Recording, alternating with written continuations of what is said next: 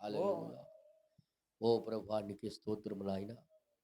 ఈ సాయంకాల సమయంలో ఈ మారుమూల ప్రాంతంలో మేము కూడుకోవడానికి మాకు నువ్వు కృపను దయచేస్తున్నందుకు దేవా మాతో మీరు మాట్లాడండి. అసలా ఏ కారణం లేకుండా మాకు ఈ లోకములో నువ్వు పుట్టించలేదు. ఏ కారణం బట్టి మేము పుట్టామో అది గుర్తించుట ఎంతో గొప్ప భాగ్యమని మేము ఎరిగున్నాము నాయన. ప్రభా దావీదు అంటున్నాడు, నా దినములు నాకు తెలియచేయము అని.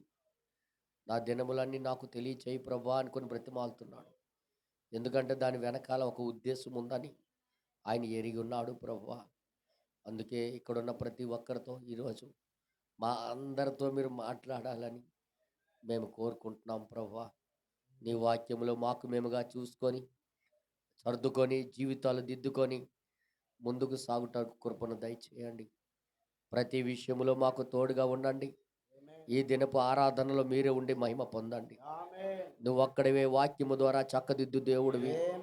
నువ్వు అక్కడివే మాకు బాగు చేసిన వాడివి. ఏదో వచ్చి వెళ్ళిపోయిన ప్రజలంగా కాకుండా నీ వాక్యము చెప్పింది గ్రహించులాగున దాని ప్రకారంగా ప్రవర్తించి వారులాగున మా అందరికీ తీర్చిదిద్దమని బ్రతిమాలుకుంటున్నాం. జీవితాలు చూస్తే చల్లబడిపోతున్నాయి ప్రభు.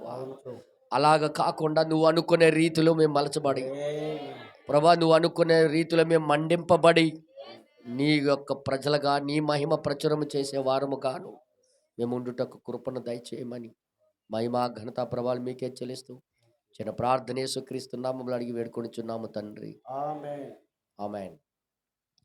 నిలబడి చూడగానే మన బైబిల్ తెరిచి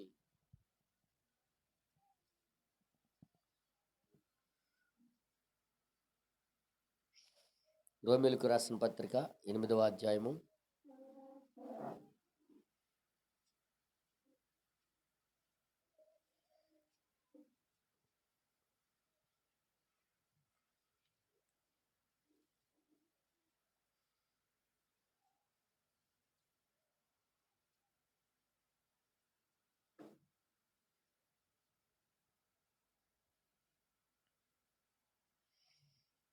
17వ వచనం నుండి మరి 23వ వచనం వరకు మనం చదువుదాం.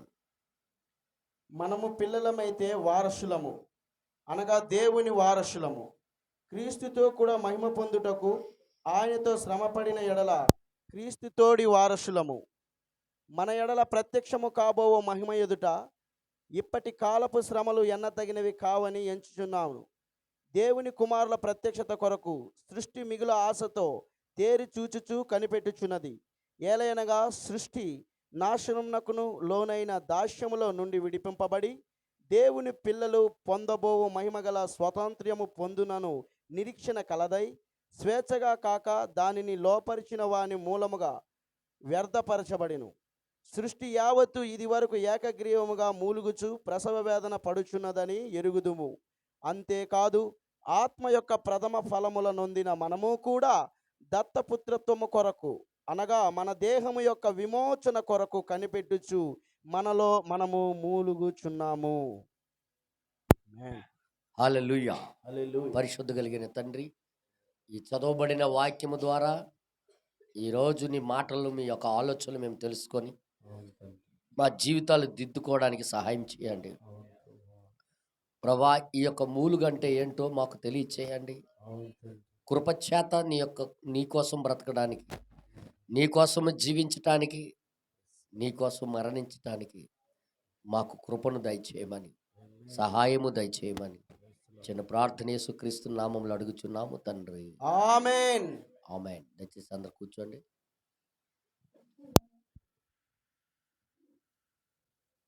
పాడారు ఎవరు? మన చెల్లి మన పౌలు గారు పాప, చిన్న పాప. ఏం పేరమ్మా నీ పేరు? Very good, Rebecca. ఇంకెవరు పాడారు? ఆ పాప ఎవరు? మీ పాప? మీకు ఇంకో చిన్న పాప ఉందండి, మాకు చెప్పలేదేంటయ్యా? దాచేస్తారండి మీ పిల్లలకి మీరు. దానియేలు పాప, వెరీ గుడ్. మీరు ఎక్కడ చదివినా దేవుడి పాటలు కానీ, వాక్యము కానీ చదవడం మానకండి. పాటలు పాడుకుంటూ ఉండండి. లోకస్తుల్లాగా మారిపోకండి. ఎక్కడున్నా దేవుడి కోసం బ్రతకటానికి దేవుని వాక్యము, పాటలు మర్చిపోయారు ఎప్పుడో. మీరు లోకస్తులైపోతారు. దేవుడు యొక్క మాటలు గాని, పాటలు గాని ఎప్పుడు మర్చిపోకండి. అర్థమైందా? మీ ఇళ్ళకొచ్చినప్పుడు సెలవుల్లో ఇక్కడ రికార్డింగ్ చేసినవన్నీ అక్కడికెళ్ళి ఖాళీ దొరికినప్పుడల్లు వింటూ ఉండండి. ఫోను ఉండదు కదా మీకు? ఉండదు. అయితే మీరు నోట్స్‌లో రాసుకొని ఆ పాటలు నేర్చుకుంటూ ఎళ్ళాలి ఖాళీగా వచ్చినప్పుడల్లా. అర్థమైందా? అయితే ఒకటి విచిత్రం ఏంటంటే ఇటువైపు ఉన్నోళ్ళందరూ కూడా వారి పిల్లలకి చిన్నప్పటి నుండి హాస్టలేసేస్తున్నారు.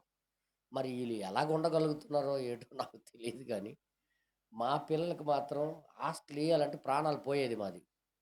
ప్రాణం పోయినట్టే. పిల్లలకి దూరం అవ్వటము, వాళ్ళు ఏం చేస్తున్నారో, ఎలా చే వాళ్ళు వాళ్ళ దీన్ని వాళ్ళు కనుక్కోవడము, ఇవన్నీ కూడా వాళ్ళు చేయటం అనేది మేము భరించలేం. కానీ ఇటుపక్క ఈజీగా ఇలా జరి పారేస్తారనమాట. వీళ్ళు అలాగా పెరిగి పెరిగి ఏమవుతున్నారంటే అన్యులతో సావాసం చేస్తూ అన్యుల్లాగా మారిపోతున్నారు పెద్దవాళ్ళు. ఇది ఇది అర్థం అవ్వదు. భవిష్యత్తు బాగవుతుందని పడితే భవిష్యత్తు బాగైపోతున్నారు. కానీ ఎందుకు తల్లిదండ్రుల యొక్క కనీసంలో పిల్లలు పెరగాలి అని దేవుడు అన్నాడంటే, పిల్లలు తప్పు చేస్తే గర్దిస్తారు తల్లిదండ్రులు. ఏది తప్పో ఏది ఒప్పో పిల్లలకి నేర్పిస్తారు. ఇలాగ చేయకూడదు అలాగ చేయకూడదు అని ప్రార్థనలో కూర్చోబెడతారు, వాక్యం చదివిస్తారు. ఇవన్నీ జరుగుతాయి. పిల్లలు చక్రంగా ఉంటాయి. మీరు పెంచలేకపోయిన పరిస్థితి వాళ్ళదైతే కాదు. వాళ్ళు తిన్నది ఎంత? ఆ? కానీ మనోళ్ళకి ఒకళ్ళు చూసి ఒకళ్ళు, ఒకళ్ళు చూసి ఒకళ్ళు, ఒకళ్ళు చూసి జాయిన్ చేసి వాడు అటు నుండి వచ్చి తిరుగుబోతుగా వచ్చి ఆ? ఆ, ఇక్కడ ఏం చేస్తాడో తెలియదు. కానీ నా ఉద్దేశం ఏంటంటే చదివించొద్దని నేను అనట్లేదు కానీ చదివించండి కానీ మీ కను సైకిల్లోనే చదివించాలి. అప్పుడు ఆ పిల్లల కంట్రోల్‌లో ఉంటారు. భయభక్తుల్లో ఉంటారు.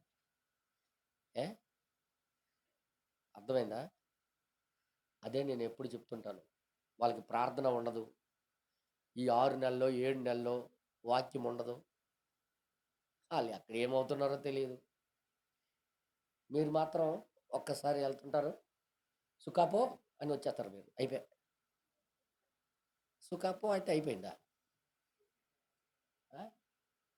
ఆళ్ళకి కూడా "నువ్వు పో" అంటుంటారు ఆళ్ళను. అందుకే పిల్లలు బాగుండాలంటే తల్లిదండ్రుల యొక్క కనుసైగల్లో పెరగాలి. అప్పుడే వారు బాగుపడతారనమాట. వాళ్ళు బాగుపడతారు. మేము మా ఇంటికి 5గురమే. మీరైతే ఏ హాస్టల్‌లో పడేద్దురో మాకు. ఏ ఊరు జల్లేద్దురో. 5గురు కష్టకాలంలో మా నాన్న కూలి పని చేసి మాకు ఇంటి దగ్గరే ఉంచాడు. అదొక నయమైంది. లేకపోతే మేమే దొంగోళ్ళం ఏ జైల్‌లో ఉండేవాళ్ళం ఈ టైంకి. ఎక్కడ ఉండేవాళ్ళమో మాకే తెలీదు. కానీ కొన్ని విషయాల్లో మనకి తెలివి లేదు. కొన్ని విషయాల్లో తెలివితేటలు లేవు. జ్ఞానం లేదు. దేవుడి దగ్గర ఎలాగుండాలో, ఏం చేయాలనేది మనకి కొన్ని విషయాల్లో తెలీదనమాట. అలా లోకస్తులు చూడటము ఫ్రీరా, పుస్తకాలు ఫ్రీ, బట్టలు ఫ్రీ, ఏంటది సంచి ఫ్రీ, సంచి ఫ్రీ. సంచికి, బట్టలకి, పుస్తకాలకి free, free, free, free, free. అసలు నిజంగా ఆళ్ళ బట్టలు ఆళ్ళ ఇది 2 జీడి చెట్లు ఆళ్ళవి. మీరు పెట్టాలనుకుంటే 2 జీడి చెట్లు పిక్కలు అమ్ము జాగ్రత్తగా ఉంచితే ఆళ్ళకి డ్రెస్సులకి, ఆళ్ళ పుస్తకాలకి సరిపోతాయి. ఆళ్ళ కోంటోడు ఎలాగ బ్రతకాలి? ఆడికి కట్టాలి కదా!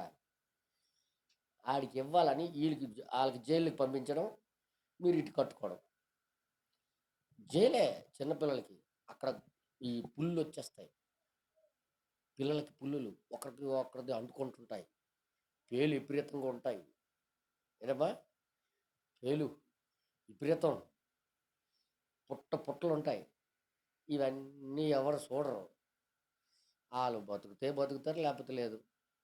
కానీ ఇంటి దగ్గర ఉంటే చిన్న జ్వరం వచ్చి పడుకోసరికి చెక్ చేస్తారు తల్లిదండ్రులు. అమ్మో! నా పిల్లాడికి జ్వరం వచ్చింది. హాస్పిటల్‌కి తీసుకెళ్ళాలి, లేకపోతే మందులెయ్యాలి అని ఒక ఇది ఉంటదనమాట. సరే ఏం చేస్తాం మరి? మీకు చెప్పినా అర్థం కాదు. మీ భాష నాకు రాదు. నా భాష మీకు రాదు. అన్ని దెబ్బలు తిన్న తర్వాత అన్నయ్య చెప్పాడు కానీ వినలేదు. ఒకటే డైలాగ్. అన్నయ్య చెప్పాడు కానీ వినలేదు. ఒకటే డైలాగ్ కొడతారు. దెబ్బలు తినేసిన తర్వాత, పాడైపోయిన తర్వాత, అన్నయ్య చెప్పాడు ఆ రోజు. మేమే వినలేదు. మేమే వినలేదు అని అంటారు. Dialogue, first dialogue. అందుకే నేను చెప్తుంటాను, పిల్లలు ఎంత చక్కగా పాడుతున్నారు, నాకు గొప్ప ఆనందం అనిపించింది. వాళ్ళు చక్కగా పాడడము చూసి నాకు గొప్ప ఆనందం అనిపించింది. దేవునికి స్తుతించాను నిజంగా నా హృదయంలో. పిల్లలు ఎంత దూరం ఉన్నా మీరు మాత్రం ఎట్టి పరిస్థితుల్లో దేవుడికి వదిలికండమ్మా. అర్థమైందా? ఈ పాప ఎవరు? అప్పారావు కూతురు. ఆ, అప్పారావు కూతురు. సిస్టర్ గారు వచ్చారమ్మా? లేదు, లేరు. అంతే. సిస్టర్ గారు ఇక్కడ కూర్చున్నారా? ఓకేనమ్మా. Okay, okay, okay, okay. నేను నేను మరి చెప్తున్నా, మీ పిల్లలు తల్లిదండ్రులు పిల్లల కింద చేయడానికి మీకు పిల్లలు ఇచ్చాడు దేవుడు. మేము భరించలేకపోతున్నాం ఇసిరి నువ్వు ఎందుకు కన్నావు అలాంటప్పుడు?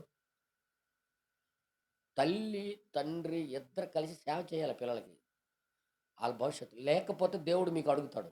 ప్రవక్త వర్తమానాల్లో చెప్పాడు, మీ పిల్లల కోసం ఎవరో లెక్కప్ప చెప్పరు, మీకే అడుగుతాడు దేవుడు. మీ పిల్లలకి ఎందుకు నువ్వు దేవుడిని పెంచలేదు అని మీకు ఇచ్చినందుకు మీకే అడుగుతాడు. మీకు ఇచ్చాడు కాబట్టి మీకు అడుగుతాడు.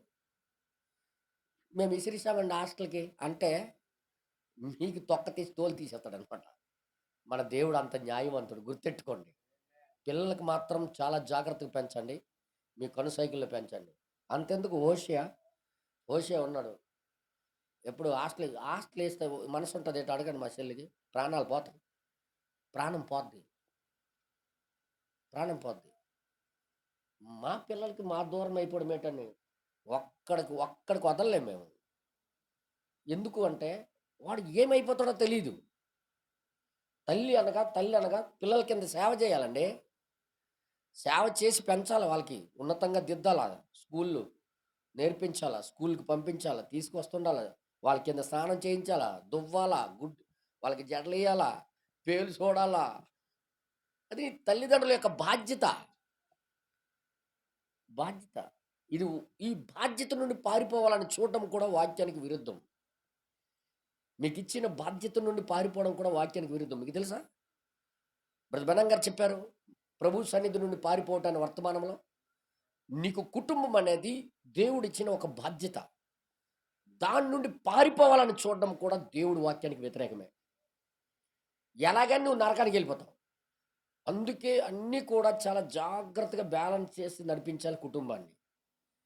పిల్లలకి జాగా చూడకపోయినా తప్పే, పిల్లలకి జాగ్రత్తగా చూసుకోకపోయినా దేవుడు అడుగుతాడు, పిల్లల జాగ్రత్త పెంచకపోయినా దేవుడు అడుగుతాడు, దేవుడి కోసం నువ్వు చెప్పకపోయినా నీకు అడుగుతాడు దేవుడు.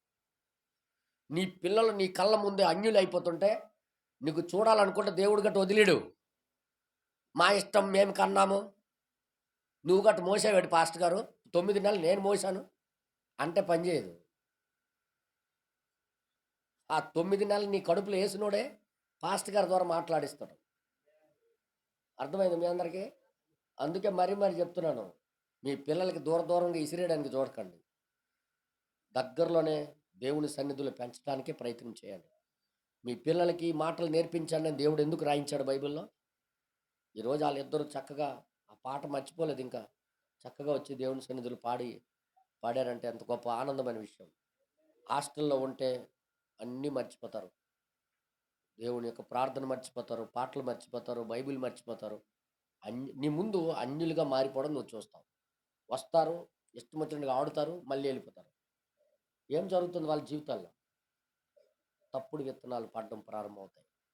అందుకే ప్రతి ఒక్కరు కూడా మీ పిల్లల కోసం మీరు లెక్క అడగాలి కాబట్టి దేవుడు అడుగుతాడు. కాబట్టి మీరే జవాబుదారులు. ఆ రోజు పాస్టర్ గారు మాకు బోధించలేదు, మాకు చెప్పలేదు అనడానికి వీల్లేదు. నువ్వు పాస్టర్ గారి ద్వారా దేవుడు మాట్లాడింది మీరు విన్నావు కాబట్టి నువ్వే లెక్కప్ప చెప్పాలి.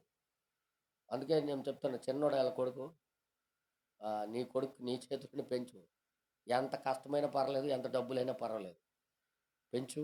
మీ పిల్లలకి, చిన్నపిల్లలకి మరి నేను ఎదిగే కొలది మీ పిల్లలకి మీ దగ్గరుండి చూసుకోవడమే మంచిది. అర్థమైంది మీ అందరికీ? మాకేటి ఇలాంటి ఫిట్టింగ్ పెట్టాడు పాస్ట్ గారు అంటే నేనేం చెప్పలేను. తర్వాత నువ్వే లెక్కప్పు చెప్తులే, తర్వాత నువ్వే చూద్దు. మాకేంటి ఇలాగ చెప్పేస్తున్నాడు మా ఫాస్ట్ గారు, మా బాధలు అంటే మాకు ఉన్నాయి అంటే ఊరి మీద తిరగడానికి టైం లేదనమాట. ఆ, ఖాళీగా ఉండి ఫ్రీగా తిరిగేద్దామని, నచ్చిన దగ్గరికి వెళ్ళిపోదామని ప్లాన్ చేస్తే దేవుడు గట్ట ఊరుకోడు, విడిచిపెట్టేది లేదు. ఇది మాత్రం వాస్తవం. ఏ నీ క్యాంపులకి, పార్టీలకి, పెళ్ళిళ్ళకి తిరగలేను వీళ్ళుంటే అనుకుంటే మాత్రం దేవుడు నీకు లెక్క అడుగుతాడు. అలాంటప్పుడు నువ్వు పిల్లల్ని ఎందుకు కన్నావని అడుగుతాడు దేవుడు. అందుకే ప్రతి విషయంలో మన జీవితంలో కలిగి ఉన్న ప్రతి దాని ద్వారా దేవుని యొక్క మహిమ పొందాలని దేవుడు మనకు కలుగు చేశాడు. అసలు ఈ విషయము చాలా మందికి అర్థం కాదు. ఈరోజు ఈ పాఠం చెప్పడానికి, ఈ విషయాలను చెప్పడానికి కారణం కూడా ఒకటి ఉంది. నువ్వు కుటుంబం ఇస్తే ఆ కుటుంబం ద్వారా దేవుడు తన యొక్క మహిమను చూపించాలని కోరిక. ఏమన్నాడు? అమ్మాయి నీకే పిల్లలు సార్, విను, వినమ్మా, జాగ్రత్త విను. నువ్వు కుటుంబం కలిగి ఉంటే, నీకు దేవుడు కుటుంబం ఎందుకు ఇచ్చాడు? ఆ కుటుంబం బట్టి దేవుడి యొక్క మహిమ ప్రబలాలని, అంటే చూపించబడాలని ఆ కుటుంబం ఇచ్చాడు. అసలు నీకెందుకు ఈ భూమి మీద ఉంచాడంటే, నువ్వు అసలు ఎందుకు పుట్టావంటే దేవుని మహిమను ప్రకటన చేయటానికి. దేవుని మహిమను ప్రకటన చెయ్యకుండా ఈ భూమి మీద ఉన్నావంటే నువ్వు ప్రమాద స్థితిలో ఉన్నట్టే. దేవుడు ఖచ్చితంగా ఈ లోకంలో నీకు పంపించినందుకు ఒకే ఒక ఉద్దేశం ఉంది. అది ఏంటంటే తన మహిమ నీ ద్వారా చూపించబడాలి, ప్రకటింపబడాలి. ఆయన మహిమ ఒక మనిషి తన ద్వారా ప్రకటించటానికే దేవుడు ఈ భూమి మీదకి పంపిస్తాడు. నువ్వు పుట్టింది ఏదో ఊరి మీద తిని, బిర్యానీలు తిని, చికెన్లు తిని, మటన్లు తిని తిరిగి హ్యాపీగా బతికేసి చచ్చిపోవడానికి కాదు. నువ్వు తినడానికే పుట్టలే. నువ్వు నిన్ను సృష్టించిన సృష్టికర్త యొక్క మహిమను నువ్వు చూపించాలని, ప్రకటించాలని, ఆ ఉద్దేశంతోనే దేవుడు ఈ లోకానికి పంపించాడు. ఆయన ఈ రోజుల్లో ఎవరికైనా అడిగితే ఎందుకు పుట్టావంటే ఎందుకు పుట్టానో నాకే తెలియదు. ఏమంటారు మీ భాషలోనే? తెలియదు అన్న మాటకి. ఎందుకు పుట్టానో తెలియదు. ఎందుకు పుట్టానంటే తంగిలి తినడానికి, కంబోజలు తినడానికి, కసింజలు తినడానికి అన్నట్టుగా, తినడానికే పుట్టాను అన్నట్టుగా బ్రతకడం కరెక్ట్ కాదు. బ్రతికేది క్రీస్తు కోసం బ్రతకడానికి తింటున్నానని తినాలా. రెండు రకాల తిండి ఎప్పుడు నేను చెప్తుంటాను. ఒకడేమో తిండి కోసమే బ్రతికేటట్టుగా తింటుంటాడు ఒకడు. కానీ బైబిల్లో రాయబడింది ఒకడు తినుట క్రీస్తు కొరకే, ఒకడు మరణించుట క్రీస్తు కొరకే. అంటే నువ్వు తినేది దేవుడి కోసమే తినాలి. అంటే నా జీవితం ద్వారా నేను క్రీస్తుని ప్రకటన చేస్తాను. నా జీవితం ద్వారా నేను బ్రతికేదే ఆయన మహిమను ప్రచురము చేయటానికి అన్నట్టుగా తినాలా. నేనేది మాట్లాడుతున్నాను? అసలు ఎందుకు తింటావయ్యా 3 పూటలు అంటే, 3 పూటలు నేను కక్కుర్తి కోసం, ఓపి మనిషిని, ఓపోడిని, ఏమంటారు దానికి? కొంతమంది ఓపి అన్న అన్నం తక్కువయ్యో కూర ఎక్కువయ్యాను. ఏంటి ఉద్దేశం? దేనికోసం అలాగా? ఏది ఉద్ధరించడానికి? దేనికి? అంటే నువ్వు ఒక జంతువుతో సమానం. అసలు అర్థం పర్థం లేని జీవితాలు అది. అసలు తినడమే దేవుడు మహిమార్థమే తినాలి. ఎందుకు తింటావో దానికి కారణం ఉండాలి. ఎందుకు బ్రతుకుతున్నావో దాని వెనకాల ఒక కారణం ఉండాలి. ఎందుకు అసలు నీకు ప్రాణం పోసాడో దాని వెనకాల ఒక కారణం ఉంటుంది దేవుడికి. ఆ కారణాన్ని నువ్వు చూపించాలి. నీకు అసలు భూమి మీద పుట్టించిందే ఒక కారణాన్ని బట్టి పంపించాడు ఆయన. ఆ కారణం ఏదో నువ్వు చూపించాలి నీ జీవితం ద్వారా. అది దేవుని యొక్క ఉద్దేశం. నువ్వు ఎందుకు తింటున్నావో నీకు తెలియదు, ఎందుకు పుట్టావో నీకు తెలియకపోతే నీకేమీ ప్రయోజనం ఏంటి భూమి మీదకి వచ్చేది? దేవుడు అన్నాడు, ఏది దేవుడు సృష్టించినా, ఏది దేవుడు కలుగు చేసినా దాని వెనకాల దేవుడికి ఒక ఉద్దేశం ఉంది. చెప్పండి. ఈ కొండ ఇక్కడ పెట్టడానికి కూడా ఒక కారణం ఉంది. అవతల కొండ ఒకటి పెట్టడానికి, అటుపక్క ఒక పర్వతం లాంటిది ఉంది, ఇటు ఒకటి పర్వతం లాంటిది ఉంటుంది, ఇటు ఒకటి ఉంది. ఏ కారణం లేకుండా ఇక్కడ పెట్టాడా దేవుడు? దాని వెనకాల దేవుడు ఉద్దేశం ఉంటుందా లేదా? మరి ఈరోజు ఈ భూమి మీద నువ్వు పుట్టావు అంటే ఏ ఉద్దేశం లేకుండా వచ్చేసావా? నీలాంటి అన్నదమ్ములు అక్క చెల్లెలు మీ అమ్మ గర్భంలోకి ఎల్లై పుట్టి రావాలని ఎంతోమంది ప్రయాణం చేశారు ఆ గర్భం సంచిలోకి. కానీ ఎవరూ పుట్టలే, నువ్వు మాత్రమే బ్రతికి బయటకు వచ్చావు. ఎందుకు? ఒక కారణం లేకుండా అది జరగదే. ఒక కారణం లేకుండా నువ్వు పుట్టలేదే. ఏంటి ఆ కారణం? కనుగొన్నావా? ఆ కారణం కోసం నిన్ను నువ్వు సమర్పించుకున్నావా? ఆ కారణం కోసం నీకు నువ్వుగా దేవుడికి సమర్పించుకొని జీవితం జీవించి ఆయన మహిమ ప్రచురం చేసావంటే ఏమో ఏంటో ఏంటో ఎందుకు వచ్చానో ఎందుకు ఇచ్చానో అనే మతి మరుపులో బ్రతకడం మంచిది కాదు. ఈరోజు మీకు ఆ ప్రత్యక్షత వర్తమానం ద్వారా బైబిల్ ద్వారా చూపించాలనే కోరిక. ఈ సృష్టికి నీ పట్ల నీలో చూడవలసింది ఒకటి ఉందని ఎదురు చూస్తుంది. అది సృష్టి యావా మిగులా ఎదురు చూస్తుంది. దేనికోసం? దేనికోసం? ఈ చెట్టులు పుట్టలు గాలి వాతావరణం ఈ సృష్టి అంతా నీలో ఒకటి చూడాలని, నీలో ఒకటి చూడాలని, మనలో ఒకటి చూడాలని ఎదురు చూస్తుంది. ఏంట ఎదురు చూపో? ఏమి చూడాలని కోరుకుంటుందో మీకు నేను చూపిస్తాను ఇప్పుడు. హల్లెలూయా. ఎందుకు పుట్టారంటే ఊరి మీద తిరగడానికి అన్నట్టుగా తిరుగుతుంటారు కొంతమంది. ఎందుకురా పుట్టావంటే తినడానికి పుట్టానండి. ఎందుకురా పుట్టావంటే ఎంతెంత ముద్దలు పెట్టి తినేసి చచ్చిపోవడానికి. చచ్చిపోవడానికి ఏది చచ్చిపోవడానికి దేవుడు చేయలే. ఏది నాశనం కోసం దేవుడు సృజించలే. నాశనము వచ్చింది వాటి యొక్క స్వయం గుణం బట్టి. కానీ దేవుడు మాత్రం ఏది నాశనం కోసం చేయలేదు. ప్రతిదీ కూడా పవిత్రంగా ఉంచడానికి చేశాడు ఆయన. ఈ విషయం తెలియక చాలామంది బైబిల్ యొక్క అసలైన సారాంశాన్ని తెలుసుకోకుండా ప్రవర్తిస్తూ ఉంటారు. చూడండి ఇక్కడ ఆయన ఏమంటాడంటే 18 వచ్చిన నుండి చదివితే, మన ఎడల ప్రత్యక్షము కాబో మహిమ ఎదుట. చూడండి, మన ఎడల అంటే మన లోపల ప్రత్యక్షము కాబో మహిమ ఎదుట ఇప్పటి కాలము శ్రమలు ఎనదగినవి కావని ఎంచుచు. అంటే పౌలు గారికి తెలుసు ఇప్పుడు మనం శ్రమ పొందుతున్నాం. ఆ శ్రమలు పెద్ద విషయం కాదు. మేము గొప్ప మహిమను మనం చూపించబోతున్నాం. గొప్ప మహిమ మేము పొందుకోబోతున్నాం అని పౌలు గారికి బాగా తెలుసు. ఆయన పుట్టిందేంటో ఎందుకు వచ్చాడో ఆయనకి బాగా తెలుసు అండి. ఇంకేమంటాడు? కిందకి రాయబడింది అంటే దేవుని కుమారుల ప్రత్యక్షత కొరకు, దేవుని యొక్క కుమారుల ప్రత్యక్షత కొరకు సృష్టి మిగుల ఆశతో తేరు చూచు. ఎందుకు సృష్టి ఏమి చూడాలనుకుంటుంది? అయితే మనిషి లోపల దేవుని కుమారుల యొక్క ప్రత్యక్షత. అసలు దేవుని కుమారులు అంటే ఏంటి? అసలు దేవుడు కుమారుడు అంటే ఏంటి? దైవత్వం యొక్క ప్రత్యక్షతను ఆ మనిషి కలిగి ఉండాలని. ఇంకో మాట చెప్పాలంటే దైవత్వం యొక్క గుణలక్షణాన్ని మనిషి చూపించాలని. అసలు చేసిందే పుట్టించిందే దానికి. నీ లోపల నా లోపల దేవుడు తన యొక్క ప్రభావము మన ద్వారా ప్రత్యక్షపరచాలని దేవుడు చేశాడు. దానినే చూడాలని సృష్టి ఎదురు చూస్తుంది. మీకు నేను ఎలా చెప్పను? అది చూడాలనే ఎప్పుడు ఈ మనిషి అర్థం చేసుకుంటాడు ఎందుకు పుట్టాడో. ఈ మనిషి ఎప్పుడు అర్థం చేసుకుంటాడు ఎందుకు వచ్చాడో ఈ భూమి మీదకి అనేది. వాడంతడు వాళ్ళు తెలుసుకొని ఆ ప్రత్యక్షత ఆ రివల్యూషన్లోకి రావాలని సృష్టి ఎదురు చూస్తుంది. మనిషి దాన్ని పట్టించుకోడు. సృష్టి యొక్క కోరిక ఏంటి తెలుసా? అసలు సృష్టి ఏం చేస్తుందో మీకు చెప్తాను. సృష్టి ఏం చేస్తున్నాడో చూపిస్తాను మీకు. బైబిల్ ద్వారానే చూపిస్తాను. ఈ సృష్టి అసలు ఆయన యొక్క మహిమనే ప్రచురం చేస్తున్నాయి. ప్రచురం చేయడం అనే మాట మీకు అర్థం కావట్లేదని నాకు తెలుసు. ప్రచురం అంటే బయలుపాటు చేస్తున్నాయి, అంటే బయలుపరుస్తున్నాయి.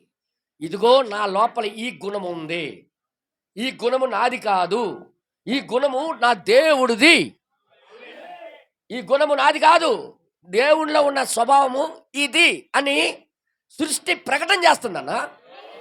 సృష్టి తెలియజేస్తుంది. అవునా? అవునా? ప్రవక్త ఏమన్నాడు తెలుసా? సృష్టి మొత్తం దేవుని యొక్క మహిమనే ప్రచురం చేస్తున్నాయి. సృష్టి సూర్యుడు ఉన్నాడు. సూర్యుడు ఎవరి స్వభావాన్ని ప్రకటన చేస్తున్నాయి? ఎవరి కోసం పనిచేస్తున్నాయి? ఎవరి కోసం అవి తిరుగుతున్నాయి? మాట్లాడరు. ఆయనకి సృష్టించిన వాటి ఆయన కోసమే అవన్నీ క్రమ ప్రకారంగా తిరుగుతున్నాయి. ఉదయం వస్తుంది, మనిషి పుట్టినట్టుగా భూమి మీదకి వచ్చినట్టుగా మనం ఎలా పుడతాము తల్లిదండ్రుల గర్భంలో, అలాగే ఉదయాన్నే లేత లేత ఎండగా వస్తుంది, పుడుతుంది. ఉదయం 6-7 గంటలు అయ్యేసరికి చిన్నపిల్లలు 5-6 తరగతి చదివినట్టుగా ఎండ ముదురుతుంటుంది. అవునా కాదా? అలాగే మీ మీ మనం ఎలాగైతే ఎదుగుతుంటామో అది కూడా ఎండ ఎదుగుతుంటుంది. మధ్యాహ్నం అయ్యేసరికి యవ్వన కాలం వచ్చినట్టుగా ఉంటుంది దానికి. అవునా కాదు చెప్పండి అమ్మా? చాలా బలంగా ఉంటుంది ఎండ. ఆ తర్వాత అలాగలాగలాగా ఇంకా ముసలితనం వస్తుంది దానికి. మళ్ళా మరలా అది కృంగిపోద్ది. మరలా కృంగిపోయి ఆగిపోలేదు. మరలా పునరుద్ధానం ఉదయంలో అవుతుంది. ఏం ప్రకటన చేస్తున్నాయి? దేవుడిలో ఈ గుణ లక్షణం ఉంది. పుట్టడము, పెద్దవడము, యవ్వనం పొందుకోవడం, ముసలుడు అయిపోయి చచ్చిపోయిన తర్వాత మరేట్లేదు అనుకోకండి. మరలా లెగుస్తావు అని దేవుడి కోసమే పనిచేస్తున్నాయి అవి. అంటే సృష్టి ఎవరి మహిమను ప్రకటన చేస్తున్నాయి. అంటే అది సృష్టి ఏర్పడింది అంటే, వచ్చిందంటే దేవుని మహిమను ప్రచురం చేయటానికి. ఇప్పుడు నాలాగా వీడు ఎప్పుడు అవుతాడని ఎదురు చూస్తుంది ఇది. మాట్లాడరేటీలు, నేను ఎలాగైతే దేవుని మహిమ కోసం పనిచేస్తున్నానో, వీడెప్పుడు దేవుని మహిమ కోసం ప్రచురం చేస్తాడనేది సృష్టి దేవుని కుమారుల యొక్క ప్రత్యక్షత కొరకు ఎదురు చూస్తుంది. దేవుడి నామానికి మహిమ కలుగును గాక. వింటున్నారా? ఆశ్చర్యపోతారు. దేవుడు ప్రవక్త ఏమన్నాడు మీకు చదివి వినిపిస్తే, దయచేసి ప్రతి ఒక్కరు వినండి. సృష్టి మూలుగుచూ ఉన్నది ఎవరి కోసం అంటే, తన పిల్లలు దేవుని మహిమ తీసుకుని వచ్చేటట్టుగా ఎప్పుడు బయలుపరచబడతారు. వాళ్ళు దానికోసమే బ్రతుకుతున్నామని పౌలు గారు ఏమనేవారు తెలుసా? నేను తింటుంది ఆయన కోసం, ఒకవేళ బ్రతికినా ఆయన కోసమే, సచ్చినా మరీ మేలు ఆయన కోసమే. బ్రతికినా సచ్చినా ఆయన కోసం. అంటే ఆయన బ్రతికిందే ఆయన కోసం, సచ్చినా ఆయన కోసమే. అంటే తన కోసం తను పుట్టలే. ఏ చెట్టు కానీ, ఏ వృక్షము కానీ, ఏ కొండ కానీ, ఏ మొక్క కానీ దానికోసం అది పుట్టలే. ఈ మాట ఆశ్చర్యంగా ఉంది కదూ? అంతెందుకు, ఒక ఒక జీడి చెట్టు ఉంది, తన కోసం తను బ్రతుకుతుంది. నీకు 2 దెబ్బలు కొట్టేసినది. ఏట్రా ఎక్కి నాకు ఏకం సీరేస్తున్నాను, ఇష్టం వచ్చినట్టు దులిపేస్తున్నావు అనుకొని నీకు జిరాయించి మొత్తం నిలిపేసాను. కానీ అదేంటందు, పుట్టిందే మీకోసం అన్నట్టుగా దాని ఫలాలు ఇచ్చి, దాని పిక్కలు ఇచ్చి, నీ చేత తాపులు తిని మాట్లాడరేటీలు ఏడు చేస్తాను. ముద్దు పెడతానవా? ఎప్పుడైనా ఫెయిర్ అండ్ లవ్లీ రాస్తాను వెళ్ళి, చిప్ చిప్పుని తొంతను వెళ్ళి తీసుకొని వెళ్ళి, రాలిపోయా రాలా అనుకొని. అది పుట్టిందే ఇతరులకి బాగు చేయటానికి. తన కోసం అది పుట్టలే, తన కోసం అది బ్రతకట్లే, మన కోసం. సిస్టమ్ చూడండి. ఒక తోట మొక్క ఉంది, తన కోసం అది పెరగట్లే, తన కోసం తను పుట్టట్లే. గోంగూర ఉంది, తన కోసం తను పెరగట్లే, తన కోసం దాన్ని జీవించట్లే. మాట్లాడరేటి. ఒక బెండకాయ ఉంది, తన కోసం తన బెండకాయ రావట్లే, ఇంకొకటి కోసం. ఇది ప్రతిదీ కూడా సృష్టిలో తన కోసం తను బ్రతకట్లే. మనిషి మాత్రం తన స్వార్థం కోసం తనే బ్రతుకుతున్నాడు, తన ఆనందం కోసం తనే తిరుగుతున్నాడు, తన ఆనందం కోసం తనే. మాట్లాడరేటీలు గట్టి మాట్లాడండి అన్న. ఇందాక నేను ఆశ్చర్యపోయాను. మోసానియ పెళ్లిలో 2 పెద్ద తంగిలీలు వేశారట. 2 క్వింటాల్ బిర్యానీ కష్టం తిన్నారు. ఆ తినేవాడికి కూడా ఎవరి కోసం తింటున్నావంటే, నా కోసం నేనే తింటాను అంటాడు. 2 క్వింటాల్ బిర్యానీ తిన్నారంటే మాటలా? ఒకసారి ఆలోచించండి అన్న. ఇంక మీకు తెలియదు కాల, 2 క్వింటాలు కూడా చాలు, 4 క్వింటాలు. బాతు కూడా వాళ్ళైతే 4 క్వింటాలు ఉండారట. దేనికోసం తింటామంటే, తింటాం చచ్చిపోతాం అన్నట్టు తింటారు, ఇంకంతే. ఎవరి కోసం తింటాడో వాడికి తెలియదు. ఇప్పుడు ఈ మర్మం మీకు చూపిస్తాను. బైబుల్ మొత్తం ఎవరి కోసం చేస్తుందో, ఈ సృష్టి యావత్తు ఎవరి కోసం నడుస్తుందో మీకు నేను చూపిస్తాను. కానీ నువ్వెవరి కోసం నడుస్తున్నావో నీకు నువ్వు పరీక్షించుకో. నువ్వెవరి కోసం జీవిస్తున్నావో, ఎవరి కోసం ఉదయాన్నే లెగుస్తున్నావో, ఎవరి కోసం ఆరాట పడుతున్నావో, ఎవరి కోసం ఉద్యోగం చేస్తున్నావో, ఎవరి కోసం డబ్బులు సంపాదించాలనుకుంటున్నావో, ఎవరి కోసం నువ్వు జీవించాలనుకుంటావు, నీకు నువ్వుగా పరీక్షించుకో. పని చేసేది దేవుడి కోసం నేను పని చేయాలి, బ్రతకాలి, నిలబడాలి, అందుకే నేను పని చేస్తున్నాను అని చేస్తే పర్వాలేదు. కానీ నా కోసమే, నా స్వార్థం కోసం, నా పిల్లల కోసం నేనే బ్రతకాలనుకుంటున్నాను, భూమి మీద ఉండిపోవాలనుకుంటున్నాను అంటే నువ్వు ఉండవు, నువ్వు బ్రతకలేవు కూడా. కానీ ఈ సృష్టి మొత్తం ఏం చేస్తుందో మీకు చూపిస్తాను. దయచేసి నాతో కూడా మీ బైబిల్ తెరవాలని కోరుతున్న కీర్తన రాసిన గ్రంథంలో, కీర్తన రాసిన గ్రంథం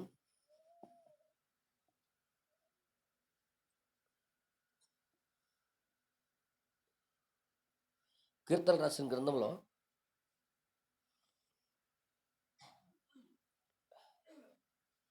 8వ అధ్యాయం 1వ వచనంలో చూడండి ఒకసారి.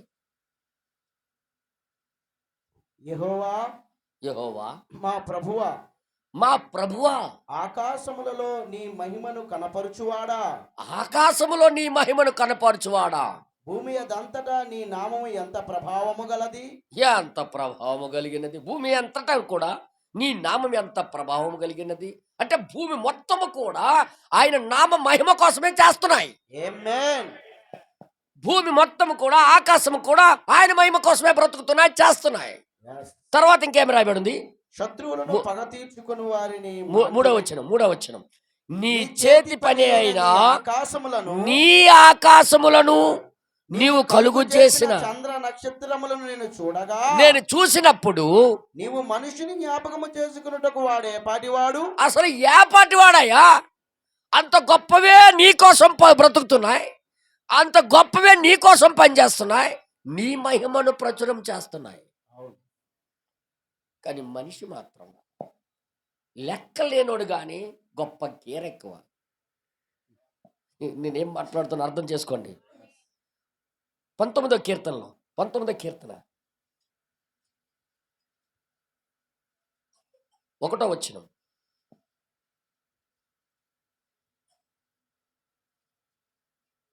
ఆకాశములు దేవుని మహిమను వివరించుచున్నవి. ఏం చేస్తానే? దేవుని మహిమను వివరించుచున్నవి. ఆకాశములు దేవుని మహిమను వివరించుచున్నాయి, అంతరిక్షము ఆయన చేతి పనిని ప్రచురపరుచుచున్నది. అవన్నీ కూడా దేవుని మహిమను వివరిస్తున్నాయి. ప్రతిదీ కూడా దేవుడు. ఇప్పుడు మీకు చెప్తాను, ఆది కాండంలో దేవుడు వాటికి తయారు చేసినప్పుడు ఎందుకు మంచిదన్నాడో ఇప్పుడు మీకు నేను చెప్తున్నా, జాగ్రత్తగా వినండి. ఆకాశం ఏం చేస్తున్నాయి? దేవుని మహిమను వివరిస్తున్నాయి, బయటపరుస్తున్నాయి. ఎవరికి ఉన్న లక్షణము? ఎవరికి మహింపరుస్తున్నాయి? వాటంతట అవి కావు, వాటంతట అవి మహింపరచుకోవట్లే, దేవుణ్ణి మహింపరుస్తున్నాయి. అర్థమైంది? ఇప్పుడు దేవుడికి మహిమపరిచిన వాటన్నిటికి కూడా చూసి దేవుడు ఏమంటాడు చెప్పనా? మంచిది. ఏం సంతకం పెడతాడో? మంచిది. ఇప్పుడు ఆది కాండం 1వ అధ్యాయంలో మనం తీసి చదివితే, ఆది అందు దేవుడు భూమి ఆకాశమును కలుగు చేసను, సృజించను, మొదటి రోజు ఆయను. చూడండి అక్కడ ఏం రాయబడిందో, ఆయన పలుకగా. ఒక్కసారి ఆది కాండం ఒక్కసారి తిరిగేద్దాం. ఇప్పుడు ఎందుకు మంచిది మంచిది మంచిది మంచిది అన్నాడో మీకు చూపిస్తాను నేను. చూడండి, ఆది అందు దేవుడు భూమాకాశములను సృజించెను. భూమి నిరాకారముగాను శూన్యముగాను ఉండెను. చీకటి అగాధ జలములపైన కమ్మి ఉండెను. దేవుని ఆత్మ జలములపై అల్లాడుచుండెను. ఓకే, దేవుడు ఎలుగును కమ్మని పలుకగా వెలుగు కలిగెను. వెలుగు మంచిదైనట్టు దేవుడు చూచెను. ఆ వెలుగు కూడా ఎవరిని ప్రచురం చేస్తున్నాయి? దేవుణ్ణి. అప్పుడు దేవుడు దాన్ని చూసి ఏమన్నాడు? ఆయన గూర్చి జీవించినన్నిటికి కూడా, ఆయన గూర్చి పనిచేసినవన్నిటికి కూడా చూసి మంచిది అన్నాడు. ఇప్పుడు అర్థమైంది మీ అందరికి? ఇప్పుడు నీ విషయంకి వస్తే, వీడు మంచోడు అనగలడా? నేనేం మాట్లాడుతున్నా అర్థం చేసుకోండి.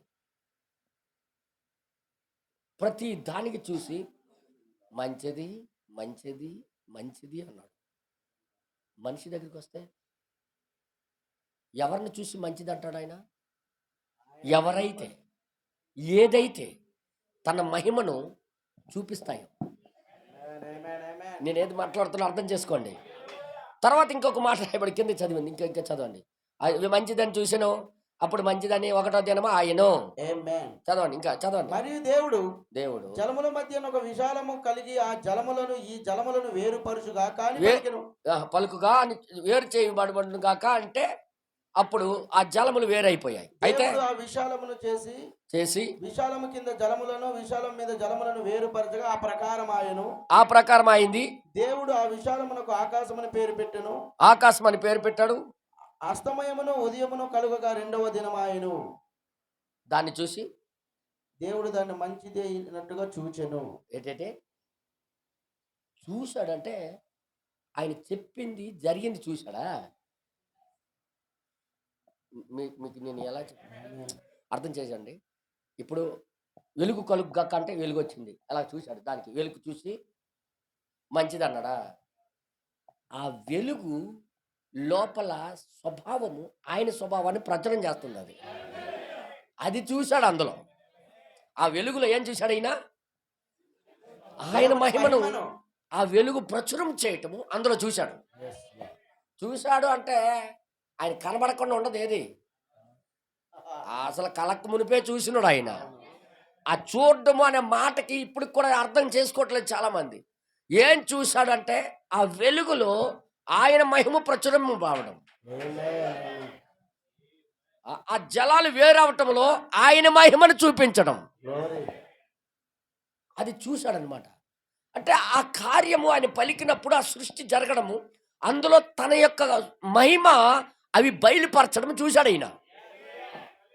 దేవుడు నామానికి. ఇంకా కిందకి ఇంకా ఏమి రాయబడి ఉందంటే చూడండి ఒకసారి. దేవుడు గడ్డిని విత్తనములిచ్చు చెట్లను భూమి మీద తమ తమ జాతి ప్రకారము తమలో విత్తనము గల ఫలమిచ్చు ఫల వృక్షములను భూమి మెలిపించును గాక అని పలుకగా ఆ ప్రకారం ఆయను. అలాగా జరిగింది. అలాగే మొలిసాయి, అలాగే చెట్లు వచ్చాయి, అలాగే జాతి రకాలు ఫలాల చెట్లు వచ్చాయి. వచ్చిన తర్వాత చూశాడు, అది మంచిదని దేవుడు చూచెను. అంటే చెట్లు రావడం చూశాడా? రావటం చూశాడా దేవుడు? చెట్లు మొలవడం చూశాడా? కాదు కాదు. తన గుణ లక్షణాలు ఆ వృక్షాలన్నీ కూడా కనపరుస్తున్నాయి, బయలుపరుస్తున్నాయి. ఒక చెట్టు వచ్చింది, దాని స్వభావము దేవుని యొక్క స్వభావాన్ని ప్రచురం చేస్తుంది. అది చూశాడు అనమాట. వెరీ గుడ్ అన్నాడు, చాలా మంచిది అన్నాడు. మంచిది అనే మాటకి మనం పట్ పట్ పట్ పట్ చదివి వెళ్ళిపోతుంటాం, కానీ ఆగము. ప్రతిదీ కూడా దేవుని మహిమపరచడం ఆయన చూశాడు. సూర్యుడిని కలుగుగా కానప్పుడు సూర్యుడు తన మహిమను చూపించడం ప్రారంభమైంది. వెలుగు తన యొక్క మహిమను చూపించడం ప్రారంభమైంది. చీకటి తన మహిమను చూపించడం ప్రారంభమైంది. ప్రతిదీ కూడా తన మహిమనే ప్రచురం చేస్తున్నాయి. మాట్లాడరేటీలు మంచిది మంచిది మంచిది అనుకొని వచ్చాడు ఆయన. మంచిది అనడానికి కారణం ఏంటి? తన మహిమను అవి చూపిస్తున్నాయి. అవి వాటి కోసం బ్రతకట్లే, దేవుడి కోసం బ్రతుకుతున్నాయి.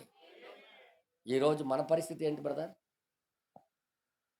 మన దగ్గరికి ఏసై వచ్చాడు అనుకో, వీడు మంచోడు అనగలడా? ఈ కుటుంబం మంచిది చెప్పండి అమ్మా. పలానా నమ్మకమైన కుటుంబం, పలానా మంచి దాసురాళ్ళు, మంచి దాసుడు, మంచోలు అనగలడా? అందుకే ఏ సంఘము కూడా మంచిది అని చెప్పలేకపోయాడు దేవుడు. వాక్యం మాత్రమే మంచిది. ఇప్పుడు ఆ వాక్యం ప్రకారం ఎవడైతే మలుచుకుంటారో వాళ్ళే మంచోళ్ళు. ఆమేన్.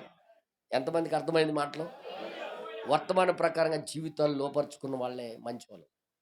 మిగతా వాళ్ళందరూ స్వార్థప్రియులు, ధనాపేక్షలు, బింకములాడువారు, దరిద్రులు, అహంకారులు, గర్విష్ఠులు. ఎన్ని తిట్టాడో అవన్నీ ఆత్మలు అనమాట. ఇక్కడేమంటాడంటే 33వ కీర్తనలో 33వ కీర్తనలో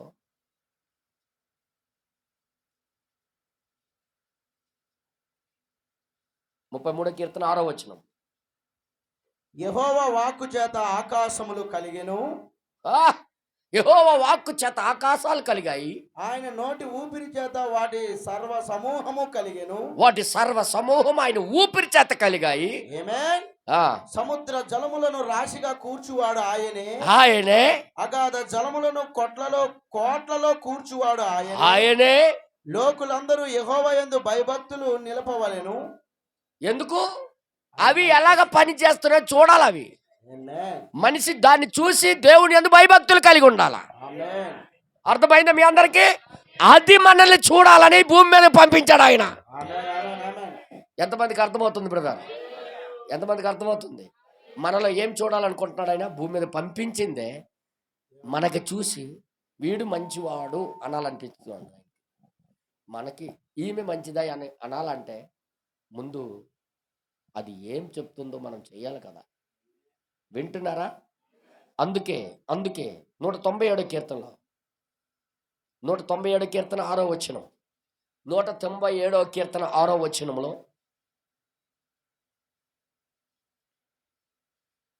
ఎంచేపా 97 కీర్తన 97 కీర్తన 97 కీర్తన 6వ వచనం, క్షమించండి, 97 కీర్తన 6వ వచనం. ఆకాశము ఆయన నీతిని తెలియజేయుచున్నాయి. ఆకాశాలు ఏం ప్రచురం చేస్తున్నాయి? అమ్మా చెప్పండి అమ్మా, ఆకాశం ఏం ప్రచారం చేస్తున్నాయి? ఆయన నీతిని తెలియజేయుచున్నది. ఓహో, ఆయన కలుగు చేసినవన్నీ, ఆయన పుట్టించినవన్నీ ఆయన నీతినే తెలియజేస్తున్నాయి. ఆమేన్. తర్వాత సమస్త జనములకు ఆయన మహిమ కనబడుచున్నది. హల్లెలూయా. ప్రతి జనానికి ఆయన మహిమ కనబడుతుంది. అంటే దేవుడు చేసిందే ఆయన మహిమను కనపరిచేటట్టుగా చేశాడు.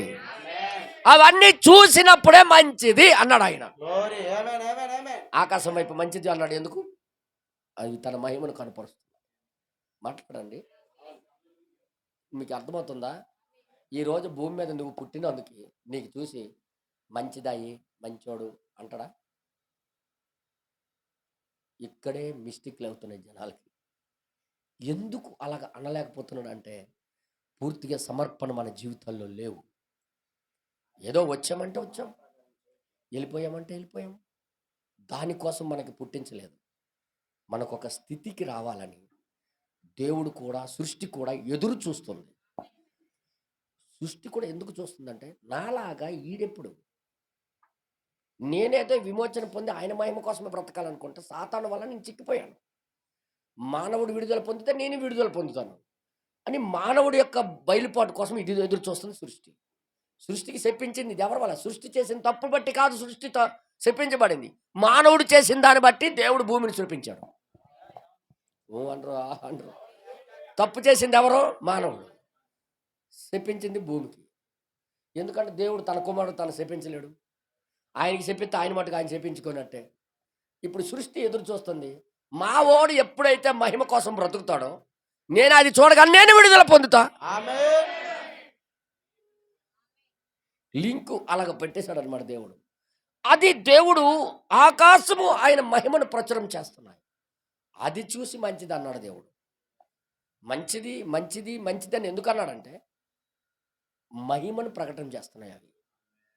ప్రతి చెట్టు దేవుని యొక్క మహిమను ప్రచురం చేస్తున్నాయి.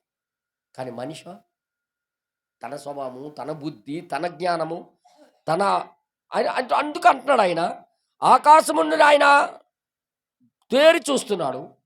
ఆకాశం ఎంత భూమి ఉన్నతముగా ఉన్నదో ఆయన యందు భయభక్తులు గల వారికి ఆయన కృప అంతగా అధికముగా ఉన్నదని ఆ యొక్క ప్రజల పట్ల ఉండాలని కోరిక ఆయనది. ఆ కృప అంతగా మెండుగా కుమ్మరించాలని ఆశ ఆయనకి. వింటున్నారా? వింటున్నారా? దేవుని నామానికి మహిమ కలుగును గాక. అందుకే ప్రవక్త గారు 61లో వర్తమానం బోధించారు. 61లో ఎంట మెసేజ్లో మీరు ఆన్ చేస్తే 61లో 1వ నెల 11వ నెల 5వ తారీఖున బోధించారు.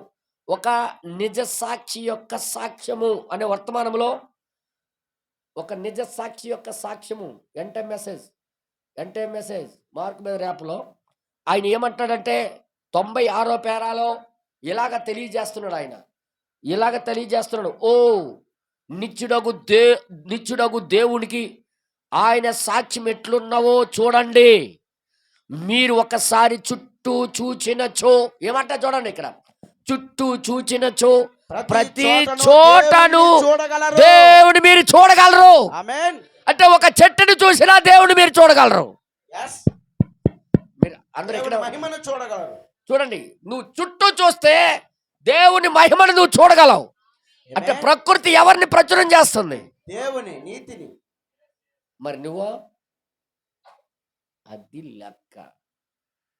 ఈరోజు సమస్య సంఘాల్లో విశ్వాసులు ఇదే సమస్య. ఇక్కడ ఏమంటాడంటే నువ్వు చుట్టూ చూసినప్పుడు ప్రతి చోట నువ్వు ఆయన నీతిని ఆయన మహిమను చూడగలవు. ప్రతి దినము ఆయన సాక్ష్యం ఇచ్చుటను గమనించుదురు. నువ్వు ఖచ్చితంగా ప్రకృతిలోనా అసలు అది ఎవరి కోసం బ్రతుకుతుంది? అయితే దేవుడి కోసం. నేను చెప్పలేదయ్యా, వర్తమానం చెప్తుంది. దేవుడికి ఎవరు సాక్షులు లేవు అనుకోకు. ప్రతి చెట్టు ఆయనకి ఒక సాక్షి. ఆయన మహిమ కోసమే బ్రతుకుతున్నాయి, దేవుని యొక్క మహిమ కొరకు అవి జీవిస్తున్నాయి, పెరుగుతున్నాయి. తర్వాత ఇంకేమంటాడు? అంత సూక్ష్మగా ఉన్న ఆ సంగతుల విషయములలో, అంత చిన్నగా ఉన్న ఆ సంగతి విషయాల్లో మనము ఎంత ఉద్దేశపూర్వకంగా అజ్ఞానముగా త్రుటిపడుచున్నాము, ఎంత అజ్ఞానంగా దాన్ని తొట్టిపడి తప్పిపోతున్నాము. చూడండి, ప్రతి చెట్టు మనకు బోధించుచున్నది. అందరు చప్పట్లు కొడతారా? అసలు చెట్టు పుట్టింది ఏంటి? చెట్టు పుట్టింది ఎవరి కోసం? పని చేయడానికి, దేవుని మహిమ కోసం. మరి నువ్వు పుట్టింది ఎవరి కోసం? కంబోజులు తినడానికి, తంగిలి తినడానికి. అందుకే తినేటప్పుడు ప్రార్థన మర్యాదగా చేయాల. ఎందుకు తింటున్నావో ప్రార్థన చేయి. ఒక కారణం ఉండాలి. ప్రభా, నేను బతకాలనుకుంటున్నాను, నీ కోసం జీవించడానికి తింటాను. అప్పుడు ఆహారం పవిత్రం చేయబడుతుంది. ప్రభా, ఇది తినేసి ఊరి మీద అప్పడకోడిలా తిరగాలనుకుంటున్నాను. ఆ ప్రార్థన దరిద్రం. ప్రభా, ఇది తినేసి మా బావమరిదాల ఇంటికి పరిగెట్టాలనుకుంటున్నాను. ఆ ప్రార్థన వల్ల పరిశుద్ధం అవ్వదు. ఆహారం ఈ రోజుల్లో తినేందుకు జబ్బులు రావడానికి కారణం ఏంటి తెలుసా? ప్రార్థన వాక్యానుసారంగా కాదు. ఆ భోజనం దగ్గర ఉన్న ప్రార్థన కూడా రాంగ్ ప్రార్థన చేయటం బట్టే ఆహారం పరిశుద్ధం చేయబడట్లే. కొంతమంది ప్రార్థన చేస్తే ఎలాగ చేస్తారు తెలుసా? ప్రభా, నాయన దీన్ని దీవించు, తినేసి పందిలాగా నేను పడుకోవాలనుకుంటున్నాను, పందుల్లాగా నేను ఉండాలనుకుంటున్నాను. ప్రభా, ఇది నాకు బొగ్గలు తక్కువ ఉన్నాయి, బొగ్గలు వచ్చినట్టు ఇప్పుడు. అలాంటి ప్రార్థనలు కూడా దేవుడు వినడం. అసలు ఎందుకు తింటున్నావో, దేనికోసం తినాలనుకుంటున్నావు, అసలు కారణం చెప్పు దేవుడి దగ్గర. మీ ఉదాహరణ, మీ పిల్లలు మీ దగ్గరికి వచ్చి, నానా అందరూ నేను తినాలనుకుంటున్నాను, లేకపోతే ప్యాకెట్ ఆడాలనుకుంటున్నాను అంటే సంతోషంగా వెళ్ళి ఆడుకో అంటారా? దానికి తగిన కారణం వెతుకుతావు. అసలు ఎందుకు అడుగుతున్నావు అని అడుగుతారు. తగిన కారణం చెప్తే, నాకు పెన్సిల్ లేదు నాన్న, పుస్తకం లేదు నాన్న, అందరూ రాసుకున్నారు కానీ నేను నోట్స్ రాయలేకపోయాను నాన్న అంటే వాళ్ళ నాన్న చాలా జాగ్రత్త తీసి ఇస్తాడా లేదా? మీరు దేనికైనా ఇచ్చేస్తారా? మీరు డబ్బున్న వాళ్ళు కానీ చెప్తున్నాను కదా, ఎలాగైనా దేనికైనా ఇచ్చేస్తారు మీరు. నేను బాంబు తయారు చేస్తాను నాన్న ఇచ్చేస్తారు మీరు కదా. ప్రార్థన చేసినప్పుడు భోజనం దగ్గర హల్లెలూయా, ఆమేన్, హల్లెలూయా, హల్లెలూయా, దేవునికి స్తోత్రం అని వేస్తే గట ఆహారం పరిశుద్ధపరచబడదు.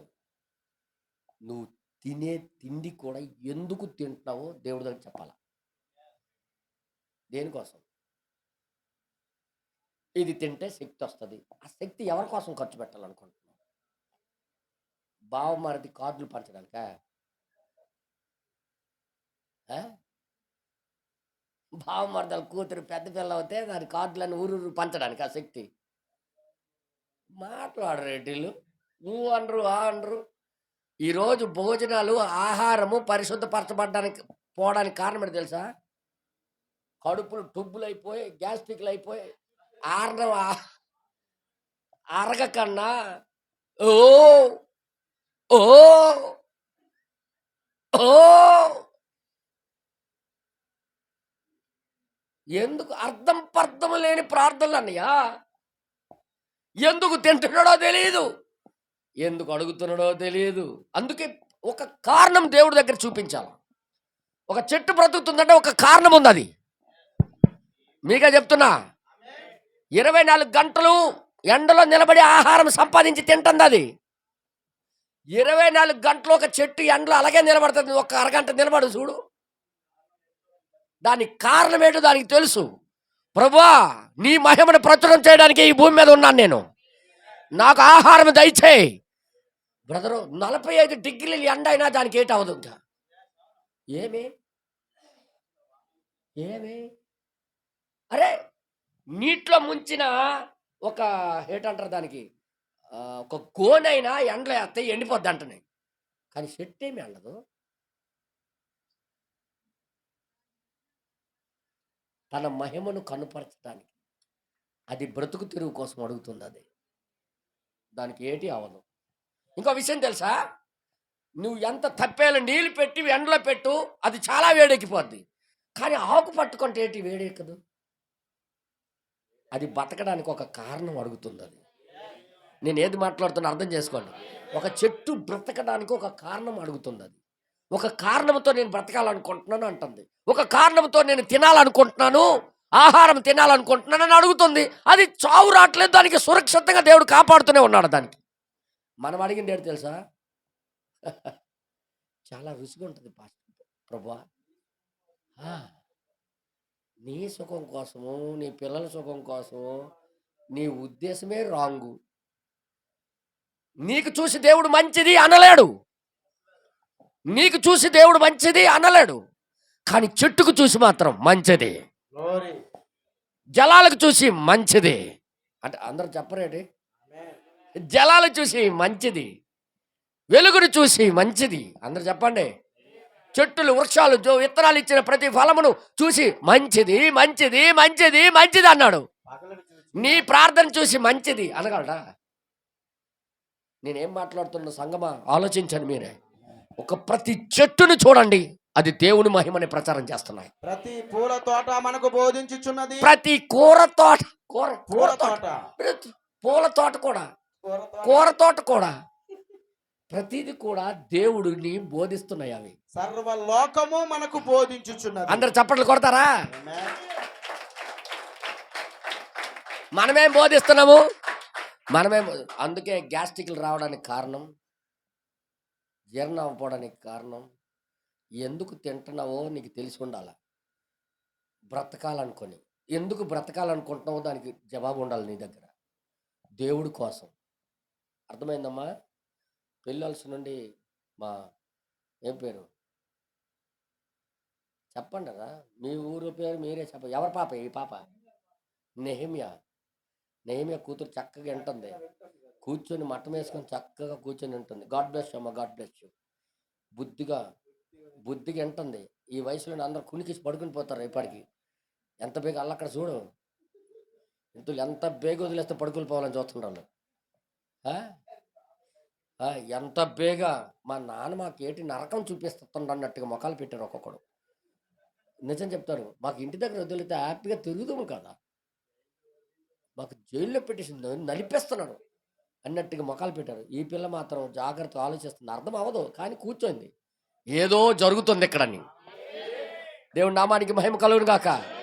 వింటున్నారా బ్రదర్? ప్రకృతి కూడా దేవుని మహిమను ప్రచురం చేస్తున్నాయి. ప్రతి చెట్టు దేవుని మహిమను చూపిస్తున్నాయి. వాటికి చూసి దేవుడు ఏమంటాడు? మంచిది. అందుకే ఈరోజు నా పాఠం పేరేంటంటే, నీకు చూసి మంచిది అనగలడా? ఎందుకంటే నువ్వు తినేది నీ కోసం తింటున్నావు, నువ్వు కష్టపడేది నీ కోసం కష్టపడుతున్నావు, నువ్వు చేసిందంతా నీ కోసం, నీ స్వార్థం కోసం నువ్వే చేస్తున్నావు. నిత్య జీవం అంటే నీ కోసం నువ్వు బ్రతకడం కాదు అన్నాడు ప్రవక్త. నిత్య జీవం అంటే ఎదుటోరి కోసం బ్రతకడం. దేవుడి నామానికి మహిమ కలుగును గాక. అయితే ఇప్పుడు చెప్పండి, చెట్టులో నిత్య జీవం ఉందా? ప్రకృతిలో నిత్య జీవం ఉందా? మహిమను ప్రచారం చేస్తున్నాయి కాబట్టి. దేవుడు దేవుడే. ఆయన మహిమను మనము చూచుచున్నాము, ఆయన మహిమను మనము చూస్తున్నాం. ఆయనను మనము ఉద్దేశపూర్వకముగా దాని విషయాల్లో తొట్టుపడుచున్నాం, తప్పిపోతున్నాము, ఈ మాటలను పలుకుచున్నాము. అట్టి సంగతుల నుండి మనము కండ్లకు కండ్లకు మరల్చి లోకములోని లోకములోని వ్యర్థమగు వాటిని గూర్చి ఊహించుచున్నాము. వ్యర్థమైన దానికోసం ఊహిస్తున్నాం. మన జీవితములను ఏలుటకు శరీర క్రియలను అనుమతించుచున్నాము. హల్లెలూయా, హల్లెలూయా. సువార్త కోసం ఎప్పుడైనా 5 గంటలు లేచిపోయి చలిదానం తినేసి బయలుదేరుతావా? అదే బావమరిది పెళ్ళి అనుకో,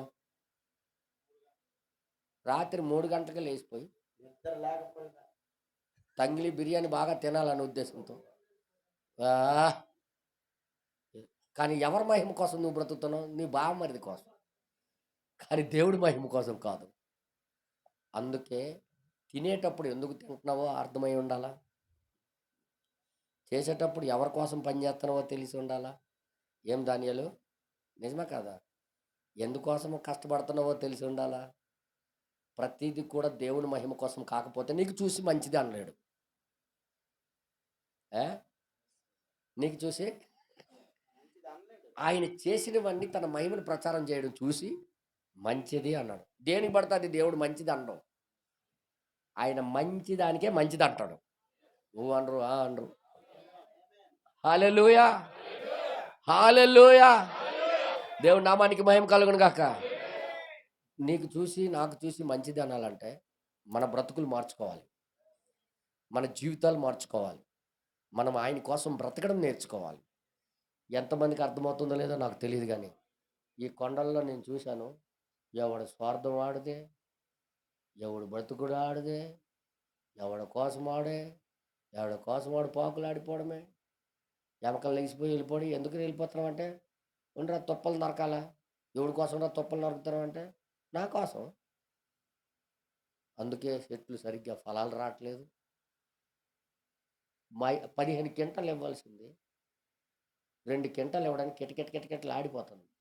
ప్రకృతి కూడా చూస్తుంది, ఎందుకు ఇలా పాకులు ఆడిపోతున్నావు దరిద్ర మొఖమోడా, ఒరే బసడా మొఖమోడా, ఉదయం నుండి నరుక్కునే ఉంటున్నావు, ఎవరి కోసం రా బతకాలనుకుంటావు అంటే నా కోసం, నా కోసం, నా కోసం అని నీ హృదయం చెప్పడం అవి వింటున్నాయి. ఇవి వస్తే నా దేవుడి కోసం నేను బ్రతకాలా, ఇవి వస్తే నా దేవుడి కోసం మహిమను నేను ప్రచారం చేయాలా, దానికోసం ఇవి రావాలా అని బ్రతుకుంటే ప్రకృతి కూడా God bless you, God bless you. నీకు 3 బత్తాలు అయిందా, 10 బత్తాలు నేను ఇస్తాను. ప్రకృతి నీలో ఆ మనసు రావాలని తేరి చూసి ఎదురు చూస్తుంది. అలాగా ఆశతో ఎదురు చూస్తుంది. దాని ఆశ అంతా భంగం చేస్తున్నావు. హల్లెలూయా, హల్లెలూయా. దేవుడి నామానికి మహిమ కలుగును గాక. నీ స్వార్థం ఎక్కడ కనపరుస్తావు అక్కడ దేవుడు మంచిది అండం.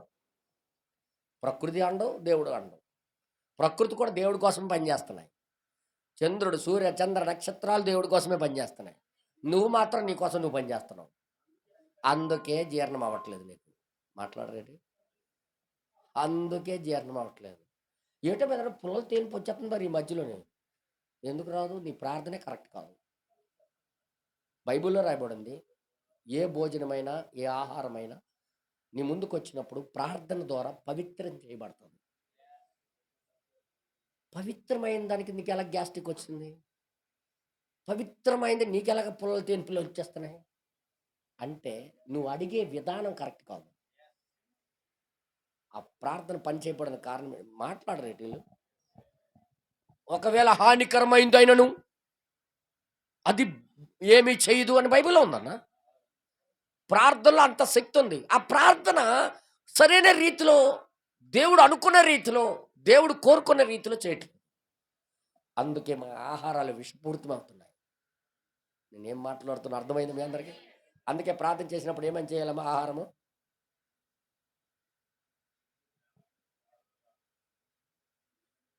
తినేసి, ప్రభా నీ మహిమార్థమై జీవించటం నాకు బలం కావాలి, ఆ బలము దయచేయి ప్రభా. ఇది తినేసి తుప్పలే నరకాల, పోడే నరికేయాల. మా బామ్మది కూతురికి పెళ్ళి, కార్డులే సర్దియాలంటే నీ పని అయిపోయింది అనుకో. అందుకే నేను చూస్తుంటాను, కుటుంబీకులు కార్డులు పంచినట్టుగా సువార్త ప్రకటన చేస్తే ఎంత బాగుండు. ఎంత దూరం వెళ్ళిపోయి ఎక్కడున్నావన్నా? ఆ నా కొండ మీద ఉన్నాను. ఎందుకు వెళ్ళావు? రే ఎవరి కోసం బ్రతుకుతున్నావు? ఎవరి కోసం పుట్టావు? బావమరిది కోసమా? నేను ఎందుకు మాట్లాడుతున్నా అర్థమైందా? అన్నదమ్ముడు కోసం కూడా అలా పరిగెట్టరు. బావమరిది అంటే ఎందుకంటే భార్య. బావమరిది అంటే అంత కాంటాక్ట్లో ఉంటారు బావమరిది. అన్నదమ్ములు కూడా అంత కాంటాక్ట్ ఉంటారు. బావమరుదులు అంటే అంత పిచ్చి. మామయ్య అత్తయ్య అంటే అంత పిచ్చి. నేను చూశాను. తల్లిదండ్రులకు తన్నిలోలు ఉన్నారు, అత్తగారికి బాగోలేకపోతే ఎక్కడికో పరిగెడతారు. నేను ఆలోచించాను, ఏంటి ఇంత ప్రేమ, ఏంటి ఇంత ప్రేమ బ్రదర్? అందులో ఒక స్వార్థం, ఒక అసూయ, కుళ్ళు తత్వం అన్నీ ఇమిడి ఉన్నాయి. దేవుడు నిన్ను చూసి మంచిది అనలేడు. నేను ఎందుకు మాట్లాడుతున్నానంటే ప్రవక్త దీని గురించి చెప్పాడు. ప్రతిదీ నీకు తెలియజేస్తుంది. ప్రతి ఒక్కరు దేవుని మహిమ గురించి తెలియజేయగలరా? ప్రతి ఒక్కరు దేవుని మహిమ కోసం బ్రతకగలరా? కానీ ప్రకృతిలో ప్రతిదీ కూడా దేవుని మహిమను ప్రచురం చేస్తాయి. ప్రవక్త ఇక్కడ ఏమంటాడంటే, ఇంక చదివితే, మన జీవితములను ఏలుటకు శరీర క్రియలను అనుమతించుచున్నాము, మనము శరీర క్రియలకు అనుమతిస్తున్నాము, అలాగూ ఆ ఆత్మను సంతృప్తి పరచుచున్నాము. అలాగ ఆత్మకి సంతృప్తి పరుస్తున్నాము. కానీ ఆత్మ నుండి మనం విడుదల పొంది, ఆ ఆత్మ నుండి మనం విడుదల పొంది దేవుని ఆత్మను పొందవలసిన అవసరత మనకి ఎంతో ఉన్నది. దేవుని ఆత్మతో ఎవరి కోసం బ్రతుకుతావు? దేవుని మహిమార్థమై దేవుని కోసం బ్రతకడం ప్రారంభిస్తారు. ఈరోజు దేవుడి కోసం బ్రతకడం తక్కువ, వారి కోసం బ్రతకడం ఎక్కువ. ఇది నిన్ను చూసి దేవుడు మంచిది అనలేడు అని చెప్పడానికి ఇది ఒక ఉదాహరణ. దేవుడి నామానికి మహిమ కలుగును. సర్వ ప్రకృతి కూడా సాక్ష్యం ఇస్తున్నాయి. ఆకాశము, మేఘాలు సాక్ష్యం ఇస్తున్నది. ప్రతిదీ దేవుని మహిమ కోసం సాక్ష్యం ఇస్తున్నాయి. నేడు అధ్యయనము చేయుటకు కూర్చొని వ్రాసి ఉంచాను ఇవన్నీ కూడా. దానంతటిని చెప్పుటకు నాకు సమయం లేదు. చెప్పాలంటే ఇంకా భూమి పట్టదు. ఇంకా కానీ దేవుడు సృష్టించిన దేని వైపు అయినా గాని మీరు చూడండి, దేవుడు సృష్టించిన దేని వైపు మీరు చూసినా అవి ఆయన మహిమ యొక్క సాక్ష్యమును ఇచ్చుచున్నది. అందరూ చప్పట్లు కొడదామా? ఆహా, ఇప్పుడు దేవుడు సృష్టించిన దానికి చూసి మంచిది అని ఎందుకు అన్నాడు? ఇప్పుడు అర్థమైందా? ఎంతమందికి అర్థమైంది? ఆయన మహిమను ప్రచురం చేస్తున్నాయి అవి, అందుకు చూసి మంచిది అన్నాడు ఆయన. అయితే నీకు సృజించాడు కదా, నీకు పంపించాడు కదా, నీకు చూసి మంచిదని అనకపోవడానికి కారణం ఏంటి తెలుసా? మన ఆత్మ ద్వారా మనం బ్రతుకుతున్నాం. అది ప్రమాదకరమైంది. ఇప్పుడు దేవుడు ఆత్మ మనం పొందుకోవాలి. అప్పుడే ఆయన మహిమ కోసం నేను బ్రతకగలం. అర్థమైంది? మీ అందరికి తెలుగు అర్థమైంది కదా? దేవుడి నామానికి మహిమ కలుగును గాక. హల్లెలూయా, హల్లెలూయా. ఒక అతను నాకు అడిగాడు, అని 5 లక్షలు తీసుకెళ్ళావు, ఏం చేసావని అంటే, నేను అకౌంట్లో గట్ట వేసుకోలేదు తమ్ముడు, చర్చి పని చేయిస్తున్నా అన్నాను. చర్చి పనా? అందరికి లేని బాధ నీకేటన్యా అంటున్నాడు. అందరికి లేదు కాబట్టి నాకు వచ్చింది అది అన్నాడు. అందరికి వచ్చి ఉంటే నాకు రాకపోనేమో. నువ్వెందుకన్నా అప్పు అయిపోవాలా అంటున్నాడు. మరి నేను అవ్వకపోతే నువ్వు అవుతావా? ఇప్పుడు నువ్వు అవుతావా చెప్పు. అలాగైతే ఎలాగండి అంటే, అలాగైతే ఎలాగైతే ఇక్కడ బైబిల్లో రాయబడిందో, నా కోసం నాకు బ్రతకడం పెద్ద విషయం కాదు. నేను హ్యాపీగా బ్రతకగలను. కానీ ఎదుటోళ్ళ కోసం బ్రతకడం నిత్య జీవం యొక్క గుణ లక్షణం అది. హల్లెలూయా. అర్థమైంది మీ అందరికీ? మన కోసం మనం బ్రతకడం పెద్ద విషయం కాదు. దేవుడి కోసం బ్రతకడం, దేవుడు సృష్టించిన దానికి ఉద్దేశం అది. అసలు ఈ భూమి మీద పంపించింది ఎందుకు తెలుసా? ఆయన మహిమార్థమే బ్రతకాలని. ఎంతమందికి అర్థమవుతుంది? అసలు కలుగు చేసింది ఎందుకో తెలుసా? ఆయన మహిమార్థమే మనం జీవించాలని. అసలు మనకి ఈ సంఘంలోకి పిలవడానికి కారణం ఏంటో తెలుసా? ఈ వర్తమానం పిలవడానికి ఆయన మహిమార్థమే మనం చేయాలని. అసలు ప్రతి దానికి ఉద్దేశం అది ఒక్కటే. ఈ సృష్టి అంతా కూడా ఆయన మహిమార్థమై ఆయన కోసం చేశాడు. మరి నిన్ను కూడా కలుగు చేసింది దేనికి? ఒక ప్రవక్తను పంపించి, వర్తమానం ఇప్పించి, వర్తమానం ద్వారా నీకు వినిపించి, నీకు పరిశుద్ధాత్మ ఇచ్చి, ఆయన మహిమార్థమే బ్రతికడానికే ఈ ప్రణాళికలన్నీ గీశాడు. అది మీరు చదివారా బైబిల్లో అసలు సృష్టి ఎందుకు చేశాడని? ప్రతి సృష్టి ప్రతిదీ చేసినప్పుడల్లా తన మహిమ కోసమే పనిచేయడం చూశాడు ఆయన. చూశాడు, మంచిదే మంచిదే మంచి. అర్థం చేసుకోండి మీరే. కొలస్సీలకు రాసిన పత్రిక మీరు తీసి చదివితే అక్కడ ఏం రాయబడదో మీకు చూపిస్తాను. కొలస్సీలకు రాసిన పత్రిక ఇవన్నీ చదివినే కానీ మనం దాటి వెళ్ళిపోయాం అలాగా. కొలస్సీలకు రాసిన పత్రిక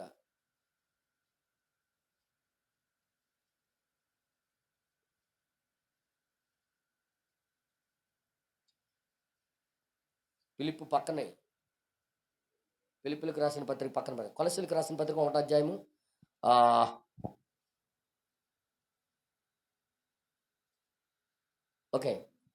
16వ వచనం నుండి మనం చదివితే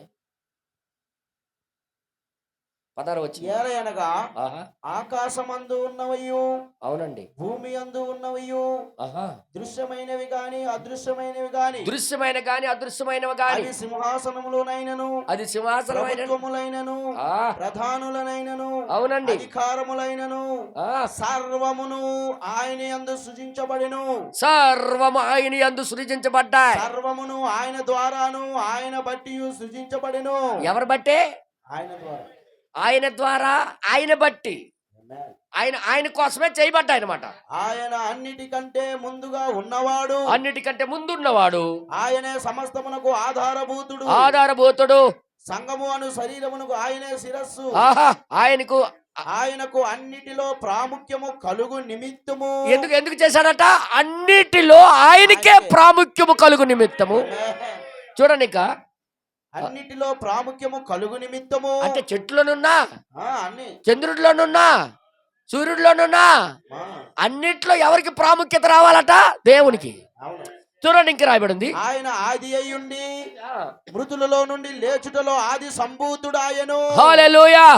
తర్వాత ఇంక రాయబడింది, ఆయన యందు సర్వ సంపూర్ణత నివసింపవలెననియు, ఆయన యందు సర్వ సంపూర్ణత నివసించవలెనని ఆయన శిలువ రక్తము చేత సంధి చేసి ఆయన ద్వారా సమస్తమును అది భూలోకమందు అయినను పరలోకమందునైనను వాటన్నిటిని ఆయన ద్వారా సమాధాన పరచుకొనవలెననియు, ఆయనతో సమాధాన పరచుకోవాలని అభిష్టమాయను. దేవుడి నామానికి మహిమ కలుగును గాక. ఇప్పుడు అవన్నీ చేసింది ఎందుకన్నా? ఆయన కోసం, ఆయన మహిమ కొరకు. అసలు నీకు పుట్టింది దేనికి? కానీ మనం ఎవరి కోసం బతుకుతున్నాం? అందుకే మనకు చూసి మంచిది అనలేకపోతున్నాడు. అర్థమైంది మీ అందరికీ? నువ్వు కష్టపడింది కష్టం చూసి మంచిది అనలేకపోతున్నాడు. నువ్వు చెట్లు నాటినప్పుడు మంచిది అనలేకపోతున్నావు. మాట్లాడరేటి? నువ్వు భూమి దున్నప్పుడు మంచిది అనలేకపోతున్నాడు. కారణం ఏంటంటే మన కోసం మనం చేస్తున్నవే కానీ దేవుడు మహిమను ప్రచురం చేయటానికి మాత్రం మనం చేయట్లేదు. ఇది కారణం శాపగ్రస్తులు అవ్వటానికి. ఎప్పుడు ఈ స్థితి నుండి మనం మారుతామని ప్రకృతి ఎదురు చూస్తుంది. దేవుని కుమారుల యొక్క ప్రత్యక్షత కోసం సృష్టి యావ మూలుగుచున్నది. సంఘము ఈ స్థితి అర్థం చేసుకొని సమర్పణ కలిగి జీవించాలని దేవుడి యొక్క కోరిక. ఆమేన్. హల్లెలూయా. హల్లెలూయా. ఇంకా అక్కడ రాయబడింది, ఆయన కోసము, ఆయన మహిమ కోసము, ఆయన కోసం చేసుకున్నాడు ఇదంతా అనుకొని చెప్తున్నాడు ఆయన. చూడండి, అక్కడ ఏం రాయబడిందంటే, ఆయన ద్వారా సమస్తమును అవి భూలోకమందున్నవైనను అవునండి పరలోకమందున్నవైనను వాటన్నిటిని ఆయన ద్వారా తనతో సమాధాన పరచవలనని తండ్రి అభిష్టమాయి. ఓకే. మరియు గత కాలమందు దేవునికి దూరస్తులను మీ దుష్క్రియల వలన మీ మనస్సులో విరోధ భావము గలవారని ఉండిన అవునండి మిమ్మును కూడా తన సన్నిధిని పరిశుద్ధులుగాను నిర్దోషులుగాను నిరపరాధులుగాను నిలవబెట్టుటకు ఆయన మాంసయుక్తమైన దేహమందు మరణము వలన ఇప్పుడు మమ్ములను సమాధానపరిచెను. పునాది మీద కట్టబడిన వారే స్థిరముగా ఉండి మీరు విన్నట్టు ఆకాశం క్రింద ఉన్నటి సమస్త సృష్టికి ప్రకటింపబడి ఉన్న ఈ యొక్క సువార్త వలన కలుగు నిరీక్షణ నుండి తొలగిపోక విశ్వాసమందు నిలిచి ఉండిన ఎడల ఇది మీకు కలుగును. హల్లెలూయా. హల్లెలూయా. అర్థమవుతుందా? ఇవన్నీ తన మహిమ కొరకు చేసుకున్నాడు ఆయన, తన కోసం చేసుకున్నాడు ఆయన. హల్లెలూయా. ఆయన కోసం చేసుకున్నాడు ఆయన. ఈరోజు నీకు పుట్టించింది దేనికోసం? పుట్టింది నీకోసం నువ్వు అనుకుంటున్నావమ్మా? నీకోసం నువ్వు పుట్టావు అనుకుంటున్నావా? దేవుడు మహిమను నువ్వు కనపరచడానికి. అది ఎప్పుడైతే నువ్వు ఆ స్థితి నువ్వు ఎరిగి అక్కడికి వచ్చేస్తావో, ఆ పరిస్థితికి నువ్వు వస్తావో, అప్పుడు దేవుడు నీకు చూసి మంచిదే ఏమంటాడు? మంచిది. హల్లెలూయా. మంచిది అంటాడు దేవుడు. ప్రవక్త దానికోసమే వివరిస్తున్నాడు ఇక్కడ. దేవుడి నామానికి మహిమ కలుగును గాక. వింటున్నారా? హల్లెలూయా. అది ఎట్లు మనము చూద్దాం. కలువరి యొద్ద నుండి ఆయన మహిమ పొందుటకు మనము ఆహ్వానించబడి ఉన్నాము. ప్రధానం గారు అంటారు, ఆయన బలవంతుడకు దేవుడు మన ముందు ప్రత్యక్షమైన వర్తమానంలో 160 పేరాలో మాట్లాడు. మనం అసలు కలవరి సిలువలో ఆయన బలవడానికి కారణం మనం ఆ స్థితికి రావడానికి. హల్లెలూయా. దేవుడి నామానికి మహిమ కలుగును గాక. అసలు మనము ఎక్కడికి ఏమి చేయాలని పుట్టించాడో మీరే చూడాలని నేను కోరుతున్నాను. హల్లెలూయా. అందుకే బ్రదర్ గారు ఏమంటారు? అందుకే సమర్పించుకొని, మీ జీవితాలు కూడా సమర్పించుకొని, పవిత్రపరచుకొనుచు మీరు దేవుడికి సమర్పించుకొని సిగ్గుపడకుండా దేవుని ముందు నిలబడి ఆ స్థితికి రమ్మని పిలుస్తున్నాడు ఆయన. ఏ స్థితికి? చెట్టు ఎందుకు బతుకుతుందో దానికి నువ్వు కోసం బతకాల. ఎవరి కోసం బ్రతుకుతుంది చెట్టు? సూర్యుడు ఎవరి కోసం తిరుగుతున్నాడు? చంద్రుడు ఎవరి కోసం తిరుగుతున్నాడు? అసలు సముద్రం ఏదో ఎవరి కోసం ఉందనుకుంటున్నారు? ప్రతిదీ కూడా చూసి మంచిదైనట్టుగా చూశాడు. అంటే దేవుడు మహిమ కోసమే చేస్తున్నాయి అన్ని. హల్లెలూయా. ఎంతమందికి అర్థమవుతున్నారు? హల్లెలూయా. హల్లెలూయా. దేవుడి నామానికి మహిమ కలుగును గాక. అందుకే పుత్ర స్వీకారం అనే వర్తమానంలో 60లో బోధించాడు. 5వ నెల 18వ తారీఖు, 60 సంవత్సరం 5వ నెల 18వ తారీఖు 27వ పేరాలో 27వ పేరా వెంట మెసేజ్లోనే 2వ భాగం పుత్ర స్వీకారం 65 5వ నెల 18వ తారీఖు 27వ పేరా. ఆయన ఏమంటాడు చూడండి. ఈ అంత్య దినములందు ఇప్పుడు దేవుని కుమారులకు బలపరచబడుచున్న, ఇక్కడ ఏమంటాడంటే బయలుపరచబడుచున్న జగత్తుకు పునాదిని వేయబడక ముందే మరుగైన ఈ గొప్ప మర్మముల యొద్దకు ఇప్పుడు మనము వచ్చుచున్నాము. మనం ఈ మర్మాలు తెలుసుకుంటున్నాం. తర్వాత దేవుని యొక్క కుమారులు ప్రత్యక్షపరచబడ్డారు. మీరు నమ్ముచున్నారా? అన్నిటికంటే ముందుగా రోమా 8లో మీరు ఒక్క నిమిషం చూద్దాం. మీ కొరకు నేను దాన్ని చదివేదను. ఇచ్చట నేనేమి మాట్లాడే ఉన్నానో దాని యొద్దకు ఇది వచ్చుటను గమనించండి. దేవుని రోమా 8వ అధ్యాయం 19వ వచనం యొద్దకు వెళ్ళుచున్నాము. రోమా 8వ అధ్యాయము దేవుని కుమారుల ప్రత్యక్షత కొరకు సృష్టి మిగుల ఆశతో తేరు చూచుచు కనిపెట్టుచున్నది. ఏం చూడాలనుకుంటుంది సృష్టి అయితే మనలోని? అది ఎందుకు చేయబడిందో అది చేస్తుంది. అది హల్లెలూయా. చెట్టు ఎందుకు పుట్టిందో అది దాని పని అది చేస్తుంది. కొండ ఎక్కడ ఎందుకు పెట్టబడిందో దాని పని అది చేస్తుంది. ఓ అనరా అవును.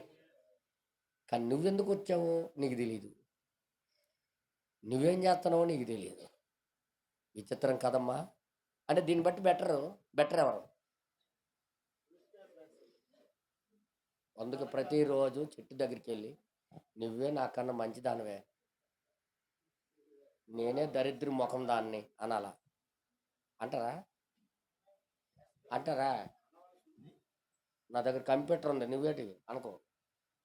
అదేమంట తెలుసా? నీ పనికి మళ్ళీ కంప్యూటరు నువ్వు, నీ మోకం నువ్వు దేవుడి మహిమ కోసం బ్రతకడం పోయి నీ కోసం బతుకుతావు అంటుంది. కానీ ఏంటి ఈ గోడ కింద 9 ఇంచులు మీద 12 ఇంచులు అయిపోయిందని చూస్తున్నాను నేను. సరే మేస్త్రి లేకపోతే అలాగే ఉంటుంది పరిస్థితి అని ఇప్పుడు నేను చూశాను. సడన్గా అలాగే ఉన్నాయి జీవితాలు కూడా.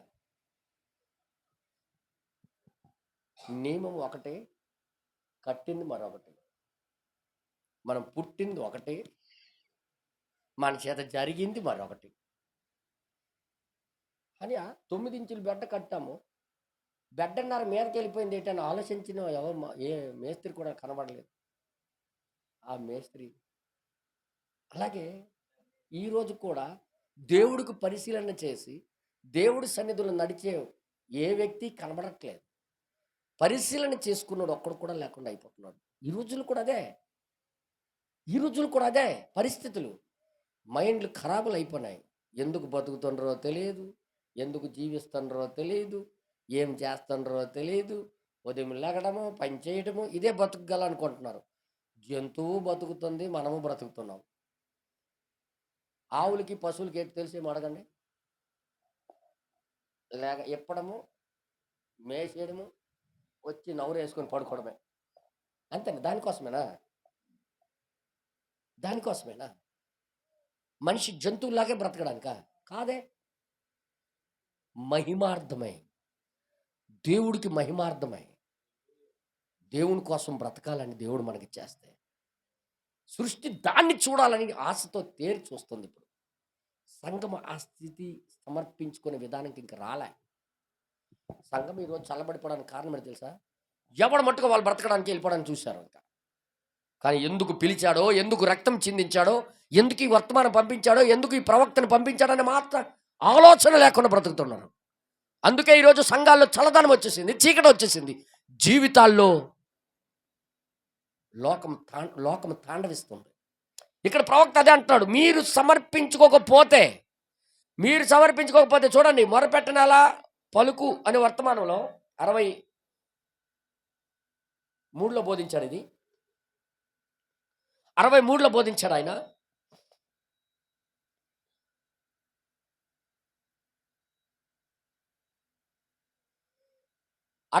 మొరపెట్ట ఇంచేప ఎన్నో పేర 312 పేర బెనం గారి యొక్క ప్రార్థన ఎలాగుందో చూడండి. ఈరోజు యేసుక్రీస్తు యొక్క నామము పిలిచిన ప్రతి ఒక్క మనిషికి, స్త్రీకి, వ్యక్తి మరియు స్త్రీ తమ యొక్క జీవితములను పవిత్రపరచుకొని నిమ్ము, ప్రార్థన వేదికపై నా యొక్క జీవితమును కూడా సమర్పించి పవిత్రపరచుకొనుచున్నాను ప్రభా. నేను కిందకి దిగి నన్ను గూర్చి నేను సిగ్గుపడుతున్నాను ప్రభా. ఎక్కడ నుండి నన్ను తీసినారో ఆ నేల వైపు నా తల తిప్పుచున్నాను ప్రభా. ప్రభువైన దేవుడా, నా యొక్క అవిశ్వాసం నిమిత్తము, నా యొక్క బలహీనతల నిమిత్తము సిగ్గుపడుతున్నాను ప్రభా. దానిని మన్నించుడి ప్రభువా అని మీ మట్టుగా మీరు చెప్పే స్థితికి రావాలి. నాకు ధైర్యము నివ్వు, మా అందరికి ధైర్యము నిమ్ము అని ప్రార్థన చేయమని నేర్పిస్తున్నాడు మన ప్రవక్త. సిగ్గుపడాలా ఈ బ్రతుకు కోసం. మామూలుగా బ్రతుకుతూ వెళ్ళిపోతున్న బ్రతుకు కోసం సిగ్గుపడాలా. నాకు ఆ సమర్పణ జీవితం నాకు దయచేయ ప్రభు అనుకొని అడగాల దేవుడికి. హల్లెలూయా, హల్లెలూయా.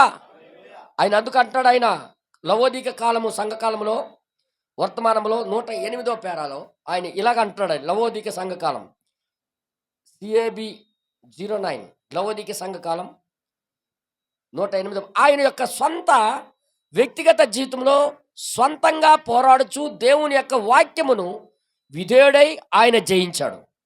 హెబ్రీ 5:7 ప్రకారంగా శరీరధారి ఉన్న దినములలో మహారోదనతోనూ కన్నీరుతోనూ తన్ను మరణము నుండి రక్షించగలవానికి ప్రార్థనలు యాచనలను సమర్పించి భయమునకు కలిగి ఉన్నందున ఆయన అంగీకరించబడ్డాడు. ఆయన కోసం ఆయన బ్రతుకుతే అంగీకరించి చూపించేవాడు కాదు దేవుడు ఆయనకి.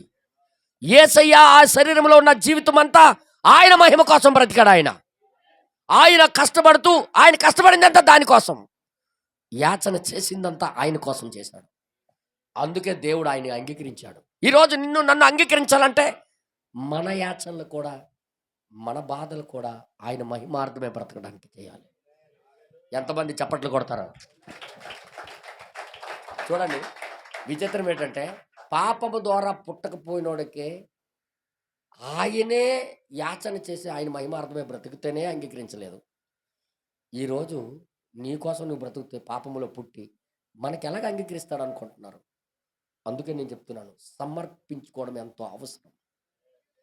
దేవుడి నామానికి మహిమ కలుగును గాక. సమర్పించుకోవడం ఆయనకి అంగీకరించటానికే కారణం. ఆయన తన కోసం తాను బ్రతకలేదు. అర్థమైంది మీ అందరికీ? యేసయ్యకి అంగీకరించడానికి కారణం తన కోసం తను బ్రతకలేదు, దేవుని మహిమ కోసం బ్రతికాడు ఆయన. ఈరోజు మనం ఎవరి కోసం బ్రతుకుతున్నాం? సంగమా మేల్కొనండి.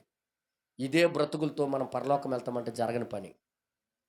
పూర్తిగా ఆయన మహిమార్థమే బ్రతకడానికి మన జీవితాలు సమర్పించుకోవడం చాలా అవసరం. మీరు నమ్మండి, నమ్మకపోండి, ప్రతి ఒక్కరి జీవితాలు ఏదో ఒకటి లోపం కనబడుతూనే ఉంది. అవన్నీ దూరం చేసుకొని దేవుడి కోసం బ్రతకడం చాలా అవసరం. మీరు సమర్పించుకుంటేనే బ్రతుకుతారు. పూర్తిగా ఆయన హ్యాండ్ ఓవర్లోకి రండి. ఎందుకు బ్రతుకుతున్నావో చెప్పు కారణం, ఎవరి కోసం బ్రతుకుతున్నావో చెప్పు కారణం, ఎవరి కోసం జీవించాలనుకుంటున్నావో చెప్పు. ప్రభువా, నా కోసం నేను బ్రతకదలుచుకోవట్లేదు, నీ కోసం నేను యేసు ప్రభుకు అంగీకరించడానికే. హెబ్రీ రాసిన పత్రిక 5వ అధ్యాయంలో, హెబ్రీ రాసిన పత్రిక 5వ అధ్యాయం 7వ వచనంలో ఏం రాయబడి చూడండి. ఆయన కోసమే హెబ్రీ రాసిన పత్రిక 5వ అధ్యాయం 7వ వచనం.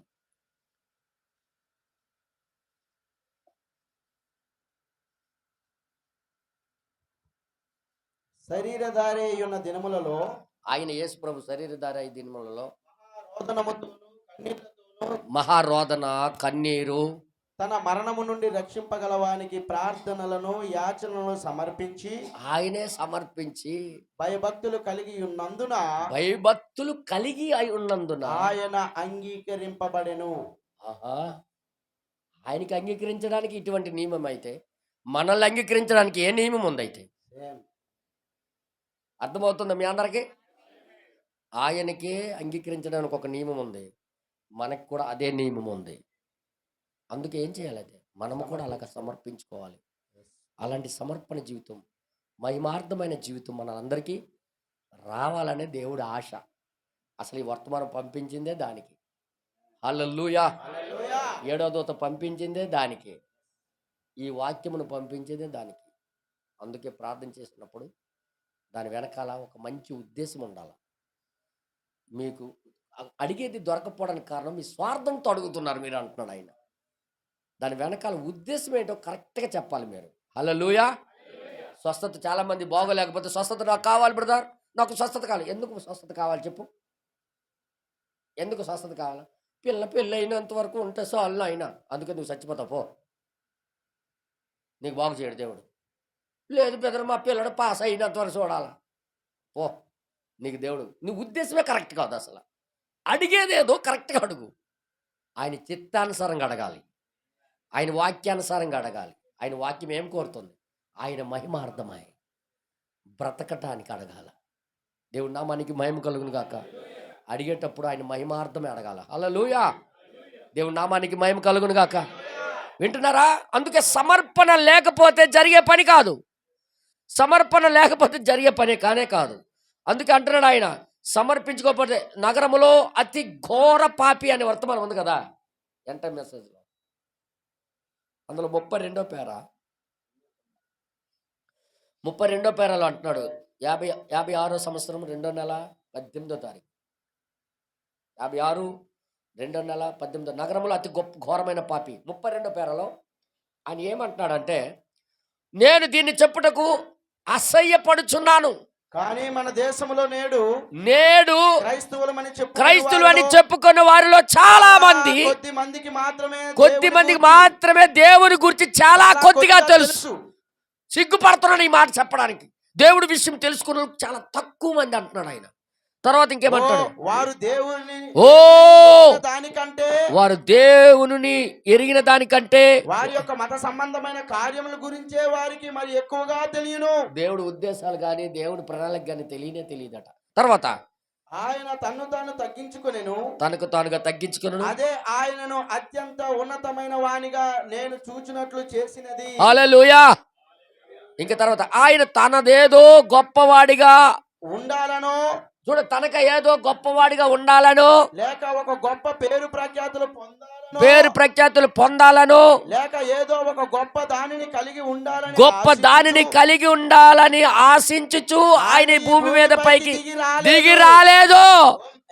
ఎవరి కోసం బతికాడన్నా అయితే ఇంకా ఏమంటాడు చూడండి ఒకసారి. కానీ తనను తాను బహుగా తగ్గించుకుని విధానమే తనకు తానుగా బహుగా తగ్గించుకునే విధానమే ఆయన అత్యంత ఉత్తమైన వానిగా నేను తలంచినట్లుగా చేసినది. హల్లెలూయా, హల్లెలూయా. ఆయన వారందరికీ పరిచర్య చేయు ఒక సేవకునిగా మారిపోయి తనను తాను బహుగా తగ్గించుకున్నాడు. ఆయనే నా ప్రభువగు యేసు. ఆమేన్. ఆయన్నే నేను ప్రేమించెదను. ఆయనే ఎందుకు ఆయన ప్రేమిస్తున్నాను? ఆ ఒక్క ప్రభువుకే నా జీవితంలో ఉన్న సమస్తమును సమర్పించి నా జీవితంలో సేవ చేసేదను. ఆయనకే నా జీవితం అంతా సమర్పించి నేను సేవ చేస్తానని ప్రవక్తగా కొరకు పని చేసేదను. ఆయన కోసం పని చేస్తాను. ప్రజలు ఆయన వైపు చూచున్నట్లుగా నేను చేయగలిగిన సమస్తమును చేయుదును. అంటే ఆయన మహిమను ప్రకటన చేస్తావా? అసలు మన ప్రవక్త యొక్క ఉద్దేశమే ఆయన మహిమార్థమే బ్రతకాలని, ఆయన మహిమ కోసం బ్రతకాలని, మన కోసం తను బ్రతకాలని కాదన్నా. మనమేమో మన కోసం మనం బ్రతకాలని. హల్లెలూయా. దేవుడి నామానికి మహిమ కలుగును గాక. దేవుడి నామానికి మహిమ కలుగును గాక. ఇప్పటికైనా అర్థమైందా? మా ప్రవక్తకి ఆ స్వభావం. ఎందుకంటే చూస్తాడు సృష్టి ఆది నుండి అన్నీ ఆయన మహిమ కోసమే బ్రతుకుతున్నాయి. ఈరోజు నేను కూడా ఆ విధంగా బ్రతకాలని సంఘానికి అర్థమైపోయింది అనుకుంటున్నాను. అసలు భూమి మీద పుట్టింది దేనికోసం? ఆయన మహిమ అర్థమై బ్రతకడానికి. మా ప్రవక్త ఎవరి కోసం బ్రతుకుతున్నాడు? అయితే సమర్పించుకుంటున్నాడు. ఈరోజు ఎంతమంది సమర్పించుకోవాలని ఉంది? అలాగా లేచి నిలబడి ప్రార్థన చేయగలరా? ప్రభా, మాది చాలా పొరపాటు ఉంది, సిగ్గు కలుగుతుందయ్యా. పూర్తిగా నీ ఉద్దేశాలు మేము ఎరగకుండా బ్రతుకుతున్నామయ్యా. నీ గురిని మేము తెలుసుకోకుండా బ్రతుకుతున్నామయ్యా. ప్రకృతి అయితే నీ కోసం జీవిస్తుందయ్యా.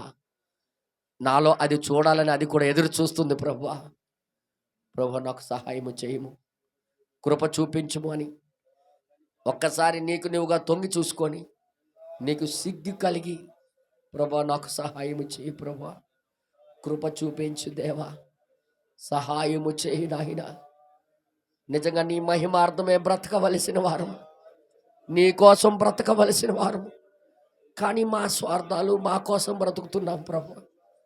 నేను నీ కోసం సమర్పించుకోలేకపోతున్నాను ప్రభు. బైబుల్ నిన్ను కోరుచున్నది నా నుండి ఆ సమర్పణ జీవితం రావాలని, ఆ సమర్పణ జీవితం రావాలని కోరుచున్నదయ్యా. అది బోధించినా నాకు అర్థం అవ్వట్లేదయ్యా, నాకు సహాయం చేయ ప్రభు అని దేవుడి దగ్గర మొరపెట్టగలవా? హల్లెలూయా, హల్లెలూయా, హల్లెలూయా. ఓ ప్రభు నీకే స్తోత్రం. కృపలో ఐశ్వర్యవంతుడా, ఎందుకు మంచిది మంచిది అన్నావో ఇప్పుడు అర్థమైందయ్యా. అవన్నీ కూడా నీ మహిమార్థమే జీవించడం, నీ మహిమార్థమే బ్రతకడం మేము చూసావయ్యా. నీ మహిమనే ప్రకటన చేయడం నువ్వు చూసావయ్యా. అది చూసి మంచిది అన్నావయ్యా.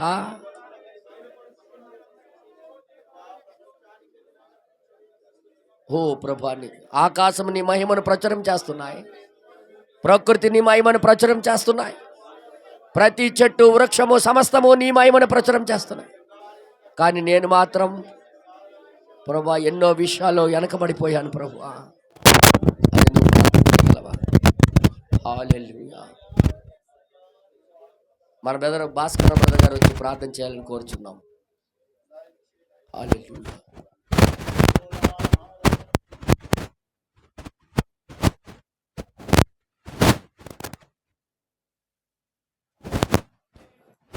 agar pinaba tolong gamang kitong le drong ling naming marendong macam tam prabhu ajari rumah namang kenoro benayam ling naman dong neng kalam ling prabhu yawang aman agar gin nam Yesus Kristus oral ling adile ganamang tun Yesus ajana banjat ang magit gamang kitong etinte mangling nam gamang kitong anogalandoko antate aman abanaim ben nam titintate oral lingan gamang kitong apadap tin adile janaban gamang kitong Yesus Kristus etinte aman anogal namambarin tata ojoraile antate bangsa gamlaman ogale prabha gamang kitong jontun janang ode orale na kuddap janap pedaran janang gamang kitong amanatam ganigit namba tata nyadap dagit tal prabha gamang kitong oyong gadem te gamle antate oyong gadelle do ganigit ling nam nyadap dako antate bangsa gamle prabha gamang kitong tambande te gamle tambandeli gamang kitong yate urubande te gamle urubandeli gamang kitong dinna node angajan Minyaman akut dap gamang kitun Yesu aman abanaim ben nam anta to joraile anta ta gani git leng nam nyerap delap sel anta ta bangsa gamla mangit dap prabha bindo gamang kitong ajade na aman agap dele namanra allenati gamang kitong Yesus Kristo aman agan git leng nam anta ta len mandeng na len e gamang kitong babe kirsit dagi o re edjon dag gamang kitong aman gamang kitong abanaim ben na metin ta dong leng gatlam telen anta ta nyadap logal len ta denna lengan e gamang kitong bari logal len delen anta sana mana gani git leng nam mandra nati gamang kitong anta bangste gamang git tat prabha e gamang kitong ajade na kanodari na kudup janamanate atam gani git leng nam tungnada ge git ta bindo e gamang kitong alenap salamana gani git nam tungnada ge git ta gamle namikana togal leng naman dong leng gatlable len prabha tene bawantana mamang lengan dakon dakolen e gamang kitong ruanga sering amang ban kanate berem beren kana togal lengan gamang kitong Yesus Kristo oda lengan aku dop janabanjin tata cuina cuile gamang kitong allen tata gejeng le mandeng nari nyera ade bina ce prabha kana togal lengan aman allen cele bereng gamle adit prabha e wang gamang kitong tene bawantana map leng latam benan sanan chale yate gam Yesus kana togal lengan e gamang kitong mandeng na leng len e gamang kitong tente Yesus Kristo apram mata sering panungge ceko jadile ani beren ori gamang kitong ortamanam adile adile ani beran antate gamang kitatam gana lambenem sanan chale gamang kitong antas nyadap logi janjal mandeng na len asap pritai kanasa namang kana togal em len namandong len yandam len ngamdong machentam prabha e wang gamang kitong ten etem batal mang baram gamang kitong dam len dong magang kele gamang kitong bawe mandeng na len kirsit dagi naman ranje gamang kitong Yesus Kristo binda mana siam nambat kan akalam lengan e gamang kitong tungna re bena nambat dong len gatlam len sambai dong macenta prabha tene nyanang tai bawanta nam te nandang len akuddu padaran jangga dambate bari lo gamang kitong kanor banaim lengan Yesus agan git leng nam tungna lagi dendele e gamang kitong nyadap loge dendele mandeng na len etinti rota berenda kuna bena nyadap lo dendele anta tagan git leng nyadap lo gade bena nap tindong na tileng gamle ganogo paneming chenen chenen dete gamle ruang lengan dako tinap lo mar Yesus Kristus ling garbetene wa amen. పరలోకమందున్న మా తండ్రి మీ నామం పరిశుద్ధపరచబడును గాక మీ రాజ్యం వచ్చును గాక మీ చిత్తం పరలోకములో నెరవేరినట్లు భూమి అందును నెరవేరునుగా మా అనుదిన ఆహారం మాకు మీరు దయచేయండి మా రుణస్తులు మేము క్షమించిన ప్రకారం మమ్మల్ని మీరు క్షమించండి ఒక శోధంలోకి తేక దుష్టుడు తప్పించి ఎలయనగా రాజ్యము అధికారము శక్తి మహిమ నిరంతరం నివై ఉన్నావు తండ్రి ఆమేన్. ప్రభువైన యేసుక్రీస్తు యొక్క కృప ఆయన సన్నిధి ఎవరెవరైతే దేవుడి కోసం బ్రతకాలని దేవుని మహిమార్థమై జీవించాలని వారి జీవితాలు ఈ రోజు నుండి సమర్పించుకుంటున్నారు ఆ కృప సదాకాలం తోడుగా ఉండి నడిపించునుగాక ఆమేన్ ఆమేన్.